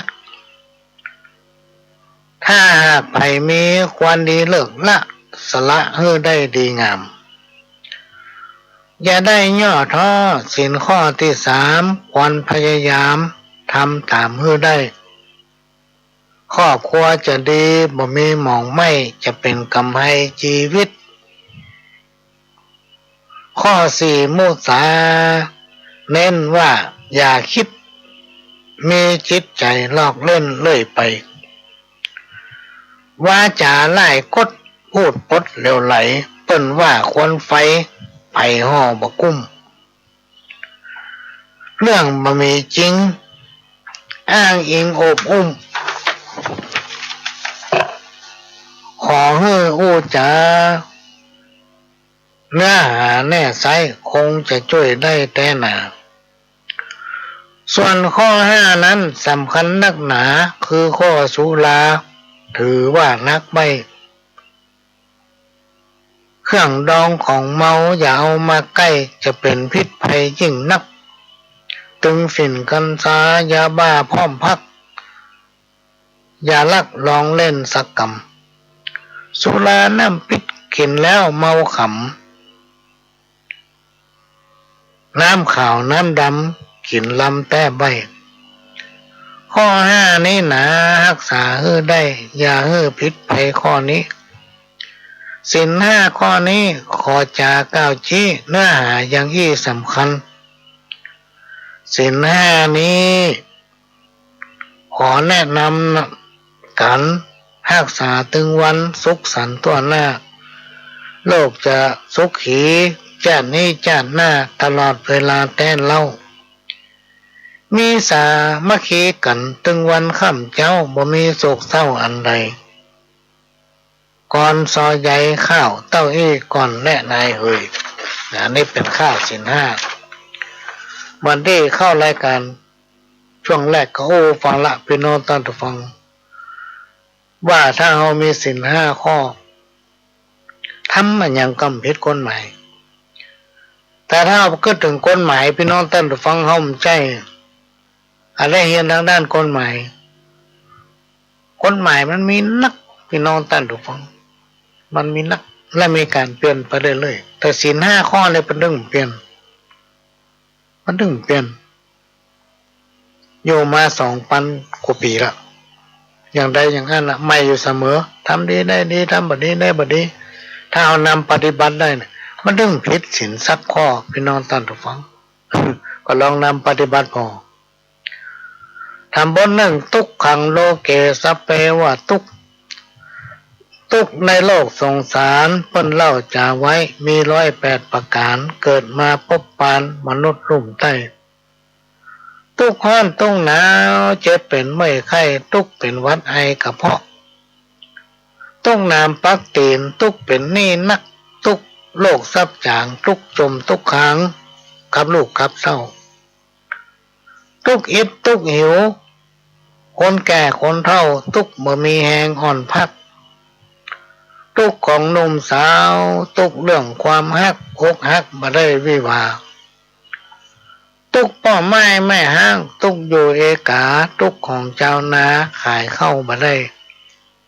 ตุกซ้อว่าหากินเลี้ยงต้อปากไส้ตุกขายลำไยยากล้ำตุกเข้าแห้งตายฝ่ายบ่มีน้ำตุกเมื่อเข้าถ้ำดับไฟตุกกินข้าวแกนตุกแน่นหัวใจตุกเมื่อยกใสบ่มีป่าเข้าตุกบ่มีไผ่มะยากินนึ่งเข้าตักน้ำตุกมีลูกนักตุกมีหลานหลายละวุ่นละวายสัมปีสัมปอกตุกของทหารไล่จับม่านห่อติดลูกลานเขตคล้ายตำรวจซ้ำเน็ตตุกจับผู้ร้ายตุกบ่าวมาฮักตุกสาวบ่หุมตุกถูกป้นลุมบุบตีเข็นฆ่าตุกที่เป็นลุงบ่มีแม่ป้าตุกไล่เอาอาพี่น้องตุกบ่ได้แต่งย่องความงาม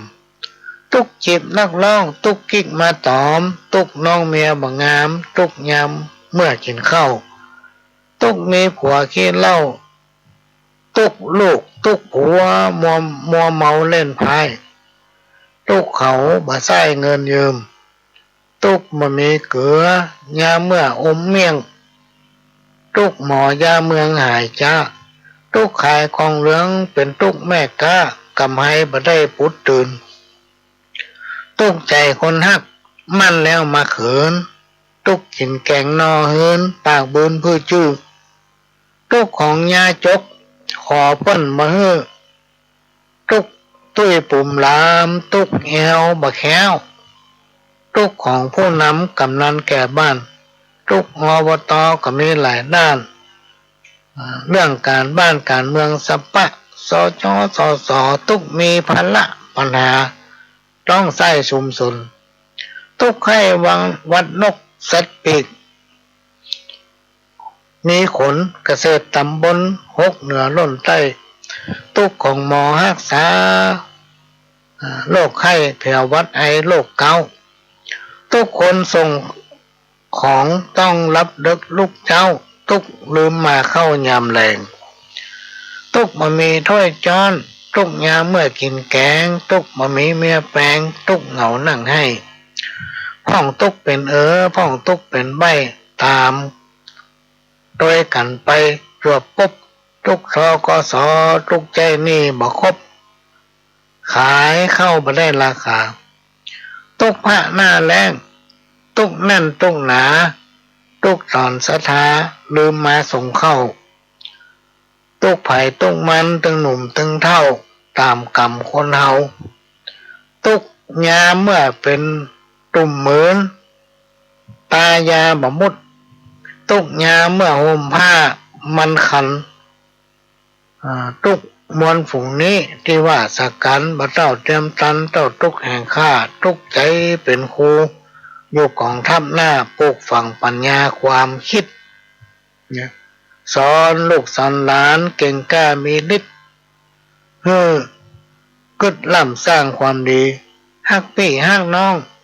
ฮักศักดิ์ฮักสีอย่าบ้าอย่าอีอย่าได้เข้าใกล้ เนี่ยอันตุกสุดท้ายเนี่ยตุกเป็นครูเนี่ยพี่น้องท่านทุกฟังมันตั้งแต่นะสมัยเมื่อประเมินมาเนี่ยพี่น้องท่านทุกฟังพ่อหลวงก็ได้รับเกียรติเพิ่นเชิญไปสอนละอ่อนไปอบรมละอ่อนป.2 ป.3 ป.1 ป.2 ป.3นี่นะบ่โตพี่น้องท่านทุกฟังการจะเป็นคนสอนคนเนี่ยมันใช่ธรรมดาเนอะตั้งแต่วันนั้นมาแต่ว่าเฮาก็ถึงเขาเริ่มนับถือครูบาอาจารย์มาเมื่อนั่นน่ะบ่เคยลืมตั้งแต่เป็นละอ่อนจนถึงปัจจุบันนะแต่พอได้ไปสัมผัสกับบรรยากาศของการเป็นครูสอนคนเนี่ยเป็นน้องท่านผู้ฟังแม่มันเพิ่มเข้ามานักขึ้นในจิตสำนึกต้องยอมรับครูบาอาจารย์ทุกคนทุกท่านเนี่ยเป็นน้องท่านผู้ฟังเปิ้นจะถือว่าละอ่อนเนี่ยเหมือนลูกละอ่อนนักเรียนทุกคนเนี่ยเหมือนลูกเหมือนหลานนะไม่ใช่ลูกก็ต้องเหมือนลูกล่ะแล้วการจะสอนคนให้เป็นคนเนี่ยมันยากพี่น้องท่านผู้ฟังโอ้โห ถ้าที่เขาได้ไปสัมผัสไปอยู่ในบรรยากาศอย่างนั้นโอ้โหพี่น้องท่านฟังต้องเคารพนับถือครูบาอาจารย์ทุกคนทุกท่าน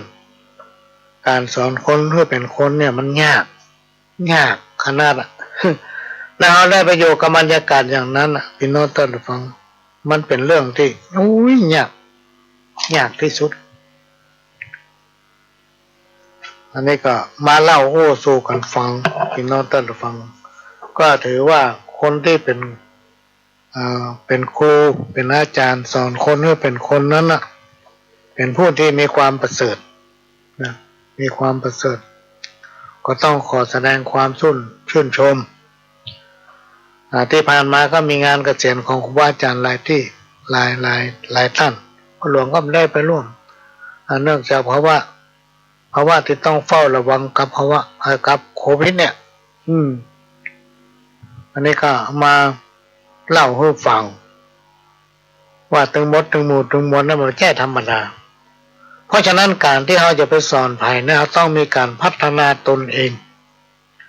จะต้องพัฒนาตัวเก่าพี่น้องท่านทุกท่านต้องมาพิจารณาตนเองอยู่เสมอว่าถึงวันนี้เรามีสถานะจะใดเรามีความเมตตาเรามีการอนุเคราะห์เราได้เคยช่วยเหลือภัยอย่างใดมาพ้องเนี่ยการช่วยเหลือคนเนี่ยจะไปหวังว่าจะได้สิ่งตอบแทนพี่น้องท่านทุกคนการทำอย่างทุกอย่างถ้าเราหวังว่าจะได้อันนั้นอันนี้พี่น้องท่านฟังมันบาลานซ์กันไปละมาได้บุญแล้วเพราะฉะนั้นเราทำอย่างลงไปเนี่ยจะไปคิดว่ามันต้องได้บุญเราจะไปคิดว่ามันต้องได้อันนั้นอันนี้มาตอบแทนเอาคิดเอาบุญเนี่ยมันพอบาหันพี่น้องท่านทุกฟังบุญนี่พอบาหันและมันจะได้มาแบบตันอกตันใจมันจะก้อยมาสมัยก่อนนี่ประหลวงเคยเถียงกันเรื่องครูบาอาจารย์นะว่าสุมาเดิมใจเถียงว่าเขาก็ทำมาสปาสเปนในมหาไม่ได้อย่างสักอย่างนี้หรอกบอกว่าวัดใจเอาทำไปเถอะทำไปเลยวันหน้าวันตามเรื่องจะได้มาบุญเนี่ยมันกินบะเสี่ยงมันมีแต่พี่น้องท่านทุกฟังอันเนี้ยที่เอามาได้เนี่ยเพราะว่าอยากจะฝากพี่น้องท่านทุกฟังทั้งหลายเนี่ยจะทำมาอย่างจะไปคิดว่าต้องได้อันนั้นอันนี้ถ้าเอาได้อันนั้นนี่มาตอบมาแทนเนี่ยมันบาลานซ์เมื่อคิดถึงบุญกุศลที่จะมาไปหน้านอกมันจะมาหาเฮาแล้วมันยังเผื่อไปถึงลูกถึงหลานพี่น้องท่านทุกฟังกรรมใดที่ไผ่ได้ทำการกระทำอันใดที่เฮาได้ทำไปเนี่ยพี่น้องท่านฟังมันมาหาย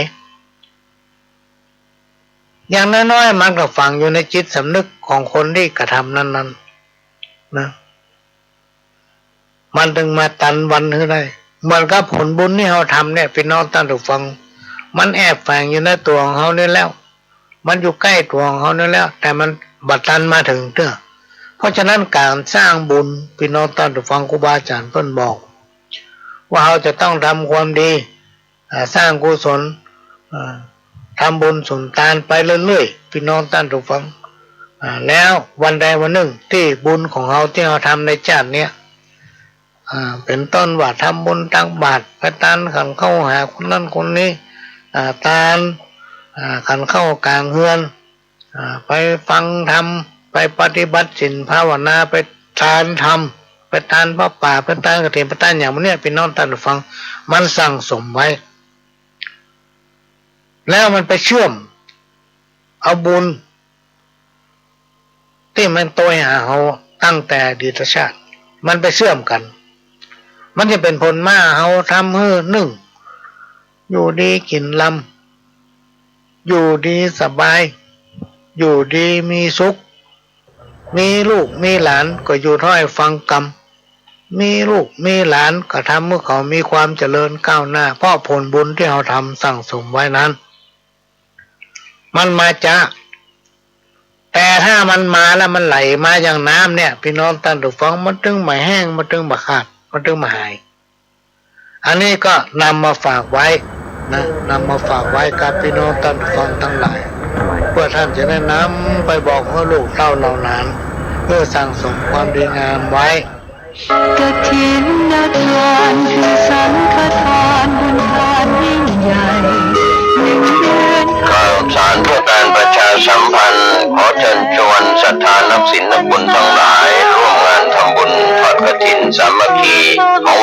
อ้อตำบลสมิเชื่ออำเภอเมืองจังหวัดเชียงใหม่ตรงกับวันอาทิตย์ที่6พฤศจิกายนพุทธศักราช2565ขึ้น13ค่ำเดือนยี่ทอดถวายกับพระสงฆ์ที่จำพรรษาทวนไตรมาสของวัดร้องอ้อเวลา 9:30 น.เป็นต้นไปขอเชิญชวนร่วมงานบุญกฐินสามัคคีของวัดร้องอ้อตำบลสันติเสื่อมอำเภอเมืองเชียงใหม่จังหวัดเชียงใหม่ตรงกับวันอาทิตย์ที่6พฤศจิกายน2565ช่วงเช้า 9:30 น.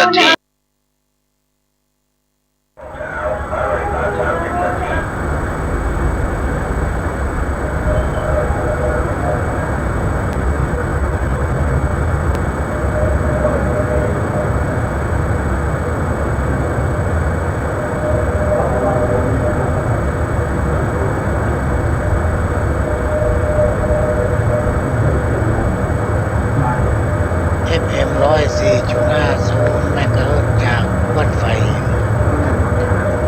วัดไฟหินตั้งอยู่ตำบลสุเทพอำเภอเมืองจังหวัด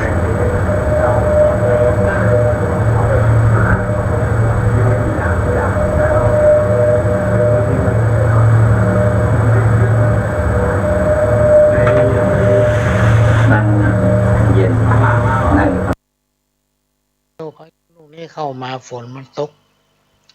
หยุดสถานีก็มีความจำเป็นที่ต้องทำการทนุบำรุงทำการปรับปรุงมันถึงจะมีเสียงดีพี่น้องท่านผู้ฟังบัดซ้อแซ่ฟังแล้วบักขาดสอนถ้าเอาบัดทนุบำรุง3 วันดี4 วันให้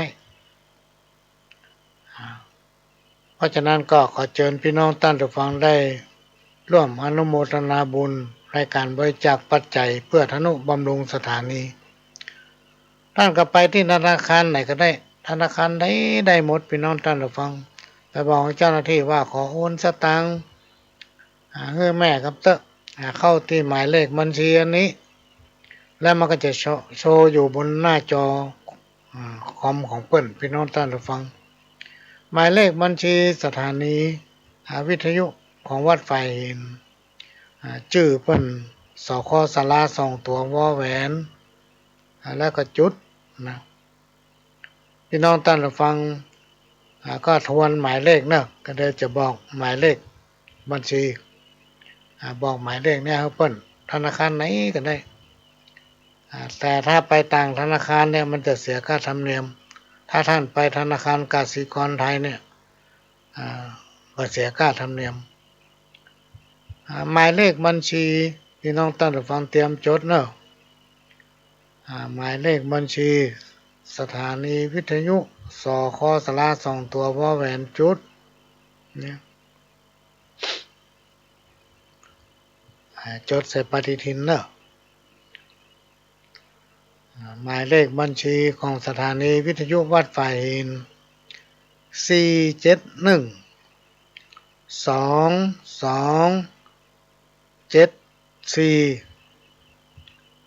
927ธนาคารกสิกรไทยเนอะพี่น้องท่านผู้ฟัง4712274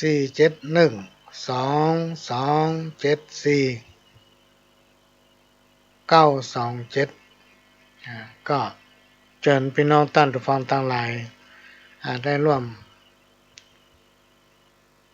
คือการอนุเคราะห์เมตตา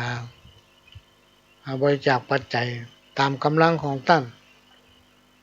เพื่อทางสถานีจะได้นำทนุบำรุงสถานีพี่น้องท่านผู้ฟังขณะนี้พี่น้องท่านผู้ฟังก็ฟังรายการสาระธรรมกรรมเก่า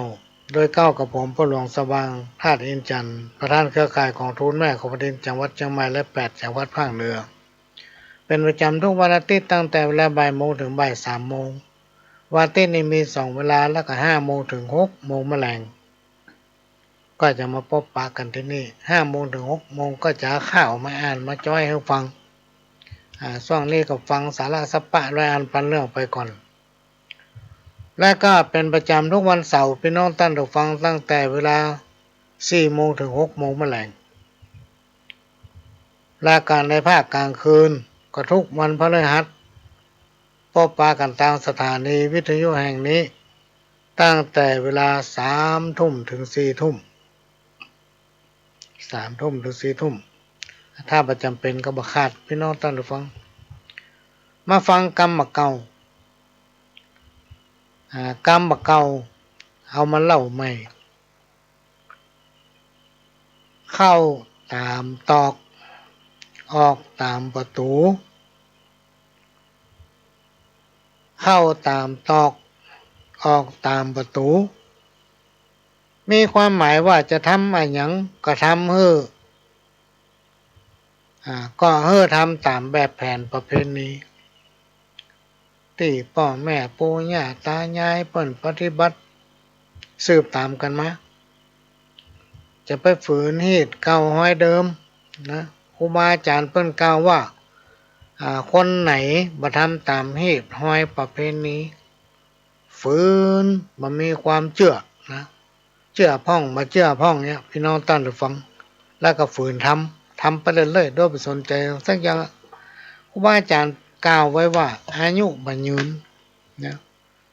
อันเนี้ยพี่น้องตั้งใจฟังนอกจากครูบาอาจารย์เพิ่นจะกล่าวไว้แล้วพ่อหลวงยังค้นคว้าในหนังสือในปกตินะเพิ่นบอกว่าเข้าตามตอกออกตามประตูจะทำอะไรอย่างก็ทำตามแบบแผนประเพณีที่พ่อแม่พ่อน้อยพ่อนานปู่ย่าตายายครูบาอาจารย์เพิ่นยึดปฏิบัติสืบตามกันมาเป็นห้องว่าเป็นฮีบเก่าห้อยเดิมถ้าเอาฝืนเอาล้านเอาไปเชื่อเพิ่นว่าอายุบ่ยืนอันนี้ก็นำมาฝากเด้อพี่น้องท่านผู้ฟังกรรมเก่าทำกรรมหนึ่งเข้าเมืองตาลิวก็ลิวตาตามหรือว่าเข้าเมืองตาลิวลิวตาตุยมีความหมายว่าไปอยู่บ้านเปิดพี่น้องท่านผู้ฟังเขาไปอยู่บ้านเปิ้นหรือว่าไปเป็นลูกง่ายหลานใจง่ายถิ่นฐานไปอยู่บ้านเปิ้นก็ต้องคอยตามเปิ้นพี่น้องท่านผู้ฟังต้องทำตามเปิ้นจะไปฝืนกฎระเบียบสังคมเปิ้นกระทำสิ่งใดก็ให้ความร่วมมือกับเปิ้นปฏิบัติตนและก็ทำตามหน้าที่ของตนเองเฮาเข้าไปอยู่และมีหน้าที่อันหยังก็ทำตามหน้าที่อันนั้นมีความอ่อนน้อมถ่อมตนไปไหนไผก็ฮักไผก็ชอบนะคนที่มีความอ่อนน้อมถ่อมตนเนี่ยมีสัมมาคารวะรู้จักที่ต่ำที่สูงเนี่ยเพิ่นฮ้องว่าเข้าเมืองตาเลียวก็เลียวตาตามใครฮู้หยังก็ถามนะกรรมเก่าทำกรรมหนึ่งคนฮักเต้าผืนหนังคนจังเต้าผืนเสื้อคนเฮาเนี่ยพี่น้องท่านผู้ฟังบอกว่าจะอยู่ที่ไหนสิ่งที่บ่ควรลืมกึดอยู่เสมอว่าคนที่เปิ้นฮักชอบเฮานั้นมีน้อยกว่าคนจังยิ่งเฮาไปอยู่บ้านเปิ้นเมืองเปิ้นซ้ำให้พี่น้องท่านผู้ฟังนะอยู่ไกลพี่ไกลน้องลองมีอะไรอย่างผิดพลาดระวังเตอะพี่น้องท่านผู้ฟังเพราะว่าตามคำโบราณเนี่ยมันบอกคนฮักเต้าผืนหนังคนจังเต้าผืนเสื้อคนจังเฮามีนักอันเนี้ยก็นำปฏิบัติพิจารณาอยู่เสมอว่าถึงวันเนี่ยมันจะมีค่าคนฮักคนฮักเขาก็มีคนจังเขาก็มีนักก็ให้ระวังทำตามหน้าที่ทำตัวเองให้ดีไปที่ไหนจะไปเฮือเพิ่นจังนะเวลาปัญญาหยังเฮาก็ไปช่วยนะ มีการมีงานบ่ว่าวัดบ่ว่าสุสานบ่ว่าโรงเรียนบ่ว่างานบ้านก็ไปช่วยเพิ่นย่าหยังก็ไปมีสตางค์ก็เอาแห้งไปหอมพี่น้องท่านผู้ฟังเวลาเพิ่นย่าหยังก็ย่าตัวเพิ่นนะสิ่งที่เพิ่นว่าบ่ดีก็จะไปยะจะไปฝืนถ้าเอาเป็นคนดีปฏิบัติตนทำความดีงามถึงวันพี่น้องท่านผู้ฟังอยู่ที่ไหนก็ม่วนไปที่ไหนไผก็บ่รังเกียจกรรมเก่าทำกรรมมึงโบราณต้านกลางไว้ว่าคนล้มอย่าข้ามคนล้มอย่าข้ามมีความหมายว่าคนที่เปิ้นพลาดพี่น้องท่านผู้ฟังหรือว่าล้มไปนะบ่ควรซ้ำเติมวันใดวันหนึ่งเปิ้นอาจจะมีโอกาสลุกขึ้นมาได้ข้อนี้เหมือนกับกรรมที่ว่าตามีหน้าพอหน้าบหันนะกรรมโบราณตั้งกล่าวไว้คนล้มอย่าข้ามซึ่งมีความหมายว่าคนที่เปิ้นพลาดหรือว่าล้มบอกวันดีซ้ำเติมเปิ้นวันใดวันหนึ่งเปิ้นอาจจะมีโอกาสลุกขึ้นมาได้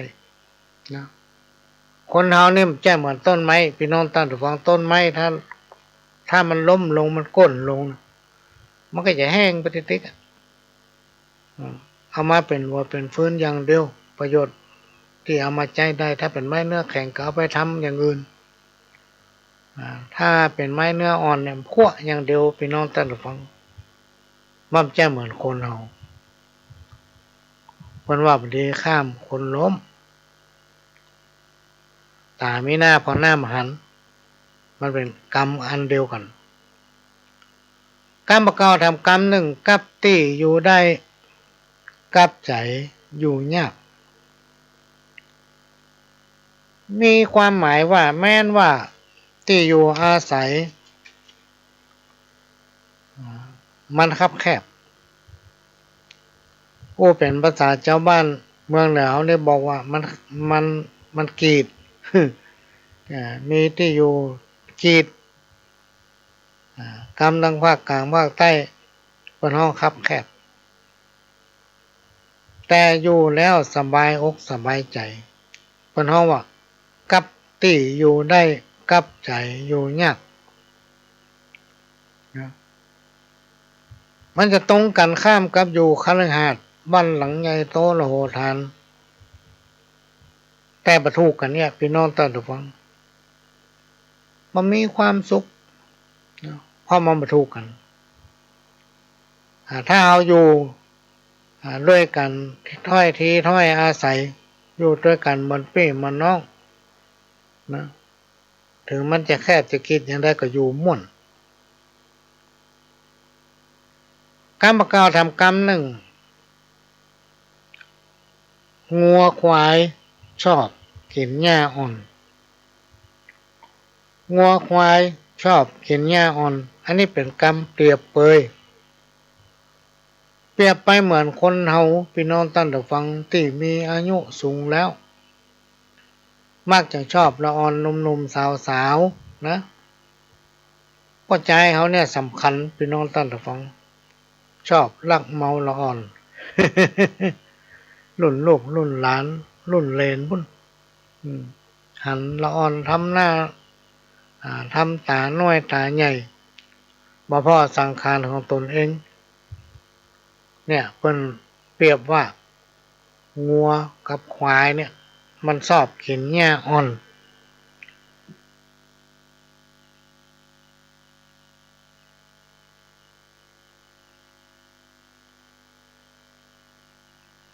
กรรมเก่าทำกรรมหนึ่งเจ้าบ่มีศาลสมภารบ่มีวัดอันนี้มีความหมายว่าเป็นคนบ่มีที่อยู่อาศัยที่เป็นรักเป็นแหล่งนะมีที่อยู่อาศัยบ่เป็นรักบ่เป็นแหล่งไปอยู่หั่นน้อยอยู่นี่น้อย เล่ร่อนไปเลยอยู่ไหนก็เป็นลักนะอยู่หั่นเนี่ยน้อยอยู่นี่น้อยบักกึดการไก่บักกึดจะทำมาหากินบักกึดจะสร้างรักสร้างฐานก็เลยว่าเจ้ามีศาลสมภารบ่มีวัดพ่อเป็นคนหารักแรงมาได้มันมีคำกึดกรรมกรทำกรรมหนึ่งว่าบดีเจ็ดเตื้อดีเจ็ดโหนบดีเจ็ดเตื้อดีเจ็ดโหนหรือว่าดีเจ็ดเตื้อบดีเจ็ดเตื้อมีความหมายว่าวิถีชีวิตของคนเฮาเนี่ยมันมีตึงดีตึงบัดดีพี่น้องท่านผู้ฟังหรือว่ามีตึงดีตึงให้สลับกันไปต้องทำใจไว้เพื่อเวลาเคาะหรือว่าเวลามีเคาะก็จะไปดีใจจนเกินไปเวลามีอย่างดีๆเวลามีเคาะก็บ่ดีเสียใจจนเกินไปเวลามีอย่างดีๆก็บ่ดีใจจนเกินไปเพื่อทำใจไว้เพื่อมันก็ทุกข์กับสุขเนี่ยมันคู่กันที่เป็นว่าดีเจ็ดเตื้อบดีเจ็ดเตื้อคนเราจะต้องปะความดีและความบดีมันจะอยู่คู่กันพี่น้องท่านผู้ฟังเพราะฉะนั้นเราต้องทำใจกับเหตุการณ์อย่างต่างๆที่เราปะในสังคมในยุคปัจจุบันเนี่ยซึ่งทุกคนจะต้องหนีบ่พ้นมันก็จะมีถึงดีใจและเสียใจจะมีถึงสิ่งที่ดีๆเข้ามาเฮาและสิ่งที่บ่ดีเข้ามาเฮาทุกคนจะหนีบ่พ้นนะตราบใดที่เฮายังมีชีวิตเวียนว่ายอยู่ในวัฏสงสารเฮาเป็นคนเหมือนกันทั้งหลายเนี่ยจะต้องหนีบ่พ้นสิ่งทั้งหลายเหล่านี้ความดีความไม่ดีนี้กรรมเก่าทำกรรมหนึ่งเพิ่นบอกว่าตัดห่างปล่อยวัดตัดห่างปล่อยวัดมีความหมายว่าปล่อยมันไปตามเรื่องปล่อยมาตามเรื่องตามราวมันต้องเพื่อตัดไฟแต่ต้นลมก็คือยุติในสิ่งที่มันบ่ดีมีลูกมีหลานสอนอย่างใดมันก็บ่เอากรรมเนี่ยแนะนำอย่างใดมันก็บ่เชื่อมฟังทำความบ่ดีอยู่ติ๊กเขาจะแยะอย่างใดก็ได้มันก็ตึงบ่เอาตัวเฮาเปิ้นฮ้องว่าตัดห่างปล่อยวัดปล่อยมันไปตามเรื่องตามราวของมันเถอะเอาบุญเอาวาสนาของมันว่าเถอะตัดห่างปล่อยวัดไปเลยไม่ต้องไปสนใจแล้ว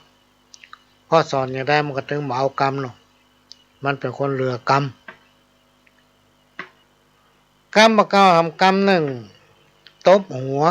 กลางศาลาแล้วมาขอขมาที่บ้านตบหัวกลางศาลาแล้วมาขอขมาที่บ้านมีความหมายว่าตบหัวแล้วลูบหลังคือเวลาที่ได้ว่าอันยังเฮ้อไผบ่กึดเฮ้อดีก่อนว่าอยู่หั่นเอาจนเปิ้นเสียหายเนาะ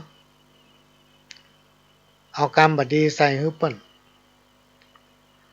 กรรมดีๆตึงมีว่าเปิ้นติ๊กๆเอาเข้าคิดได้ทีหลังมากึดได้ว่าโอ้กูมน่าว่าเลยแล้วก็ไปขอโทษเปิ้นฮ้องว่าตบหัวกลางศาลาแล้วมาขอขมาที่บ้านกรรมเก่าทำกรรมหนึ่งอย่าตีตนไปก่อนไข้อย่าตีตนไปก่อนไข้มีความหมายว่าอย่าไปกังวล ถึงเรื่องที่มันยังบ่เกิดตีตนไปก่อนไข้หมายถึงว่าอย่าไปกังวลถึงเรื่องที่มันยังบ่เกิดมันจะทำให้เป็นทุกข์จิตใจเป็นกังวลกับเรื่องที่มันยังมาบ่ถึงจะทำให้ตัวเองเป็นทุกข์เพื่อพิจารณาอยู่ถึงวันว่าทุกคนที่เกิดมาเนี่ยพี่น้องท่านผู้ฟังมันจะต้องพบปะกับปัญหายิ่งคนทำงานนักปัญหาก็มีนักนะคนบ่ทำงานก็มีปัญหาอย่างสักอย่างเพราะมันแย่อย่างโลกปัญหามีไว้ให้แก้พี่น้องท่านผู้ฟังอย่าไปกังวลอันนี้เป็นกรรมที่เปรียบเทียบว่าอย่าตีตนไปก่อนไข้กรรมเก่าทำกรรมหนึ่งนกน้อยทำหลังแต่ปอตัวนกน้อยทำหลังแต่ปอตัวมีความหมายว่าคิดอย่างเนี้ยจะทำอะไรอย่างก็ให้กึศ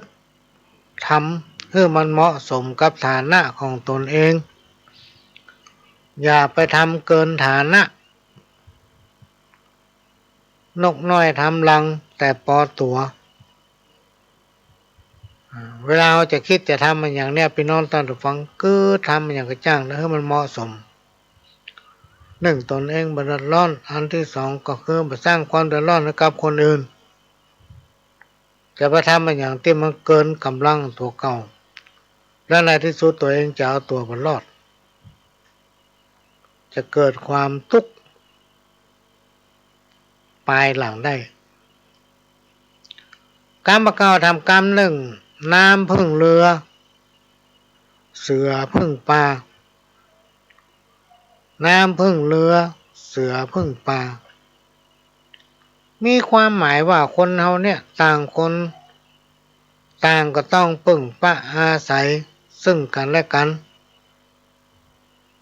บ่เปิ้งอย่างหนึ่งก็เปิ้งอย่างหนึ่งพี่น้องท่านผู้ฟัง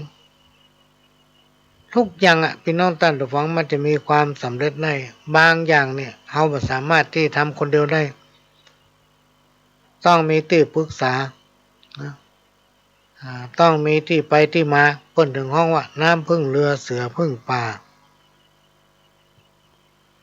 กรรมเก่าทำกรรมหนึ่งน้ำมาป่ากินมดน้ำลดมดกินป่า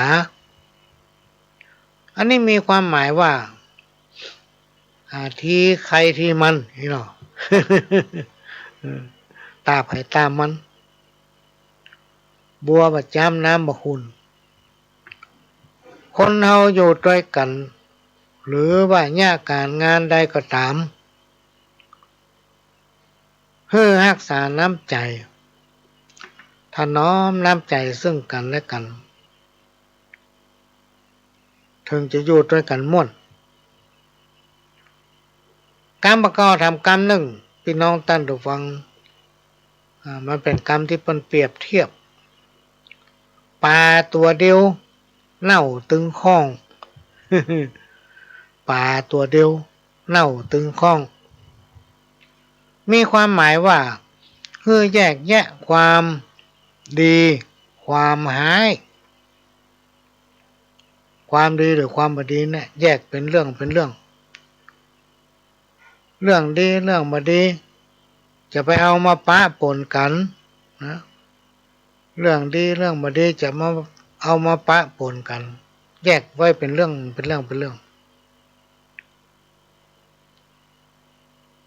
กรรมเก่าทำกรรมหนึ่งปล่อยแก่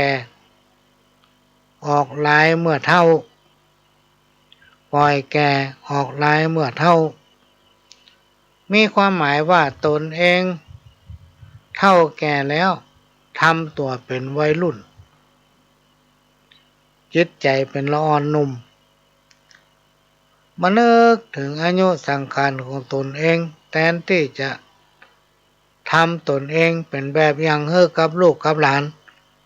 อันนี้ซ้ำไปคบกับลูกกับหลานปาลูกหลานไปในทางที่บ่ดีเพิ่นก็เลยฮ้องว่าปล่อยแกออกหลายเมื่อเท่ากรรมประกอบทำกรรมหนึ่งพี่น้องท่านผู้ฟังเพิ่นว่าผีเข้าผีออกกรรมว่าผีเข้าผีออกซึ่งเป็นกรรมเปรียบเปยมีความหมายว่าเป็นคนบ่แน่นอนกรรมเดียวจะเอาอย่างอันกรรมเดียวจะเอาอย่างนี้หรือทำแบบหนึ่งกรรมเดียวดีกรรมเดียวหายบอกว่าจะทำอันอย่างแทนที่จะรีบท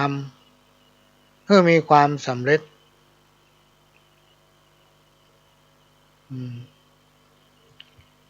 บัดทำเกิดจะทำอันอย่างก็บรรลุเพิ่นฮ้องว่าผีเข้าผีออกนะถ้าไม่แง่อย่างมันก็แง่มันจะไปไหนมันก็ไปบนมาทำมันต้องมาทำอย่างสักอย่างบนจะทำก็ทำประเดี๋ยวเนี่ยเพิ่นฮ้องคนผีเข้าผีออกกรรมก็ทำกรรมหนึ่งอู้ไปสองไผ่เบี้ยนิ่งเหี่ยตำลึงทองที่จริงมันจะว่าอู้ไปสองไผ่เบี้ยนิ่งเหี่ยได้ตำลึงทองอันนี้มีความหมายว่าถ้าเอาอู้ไปแล้ว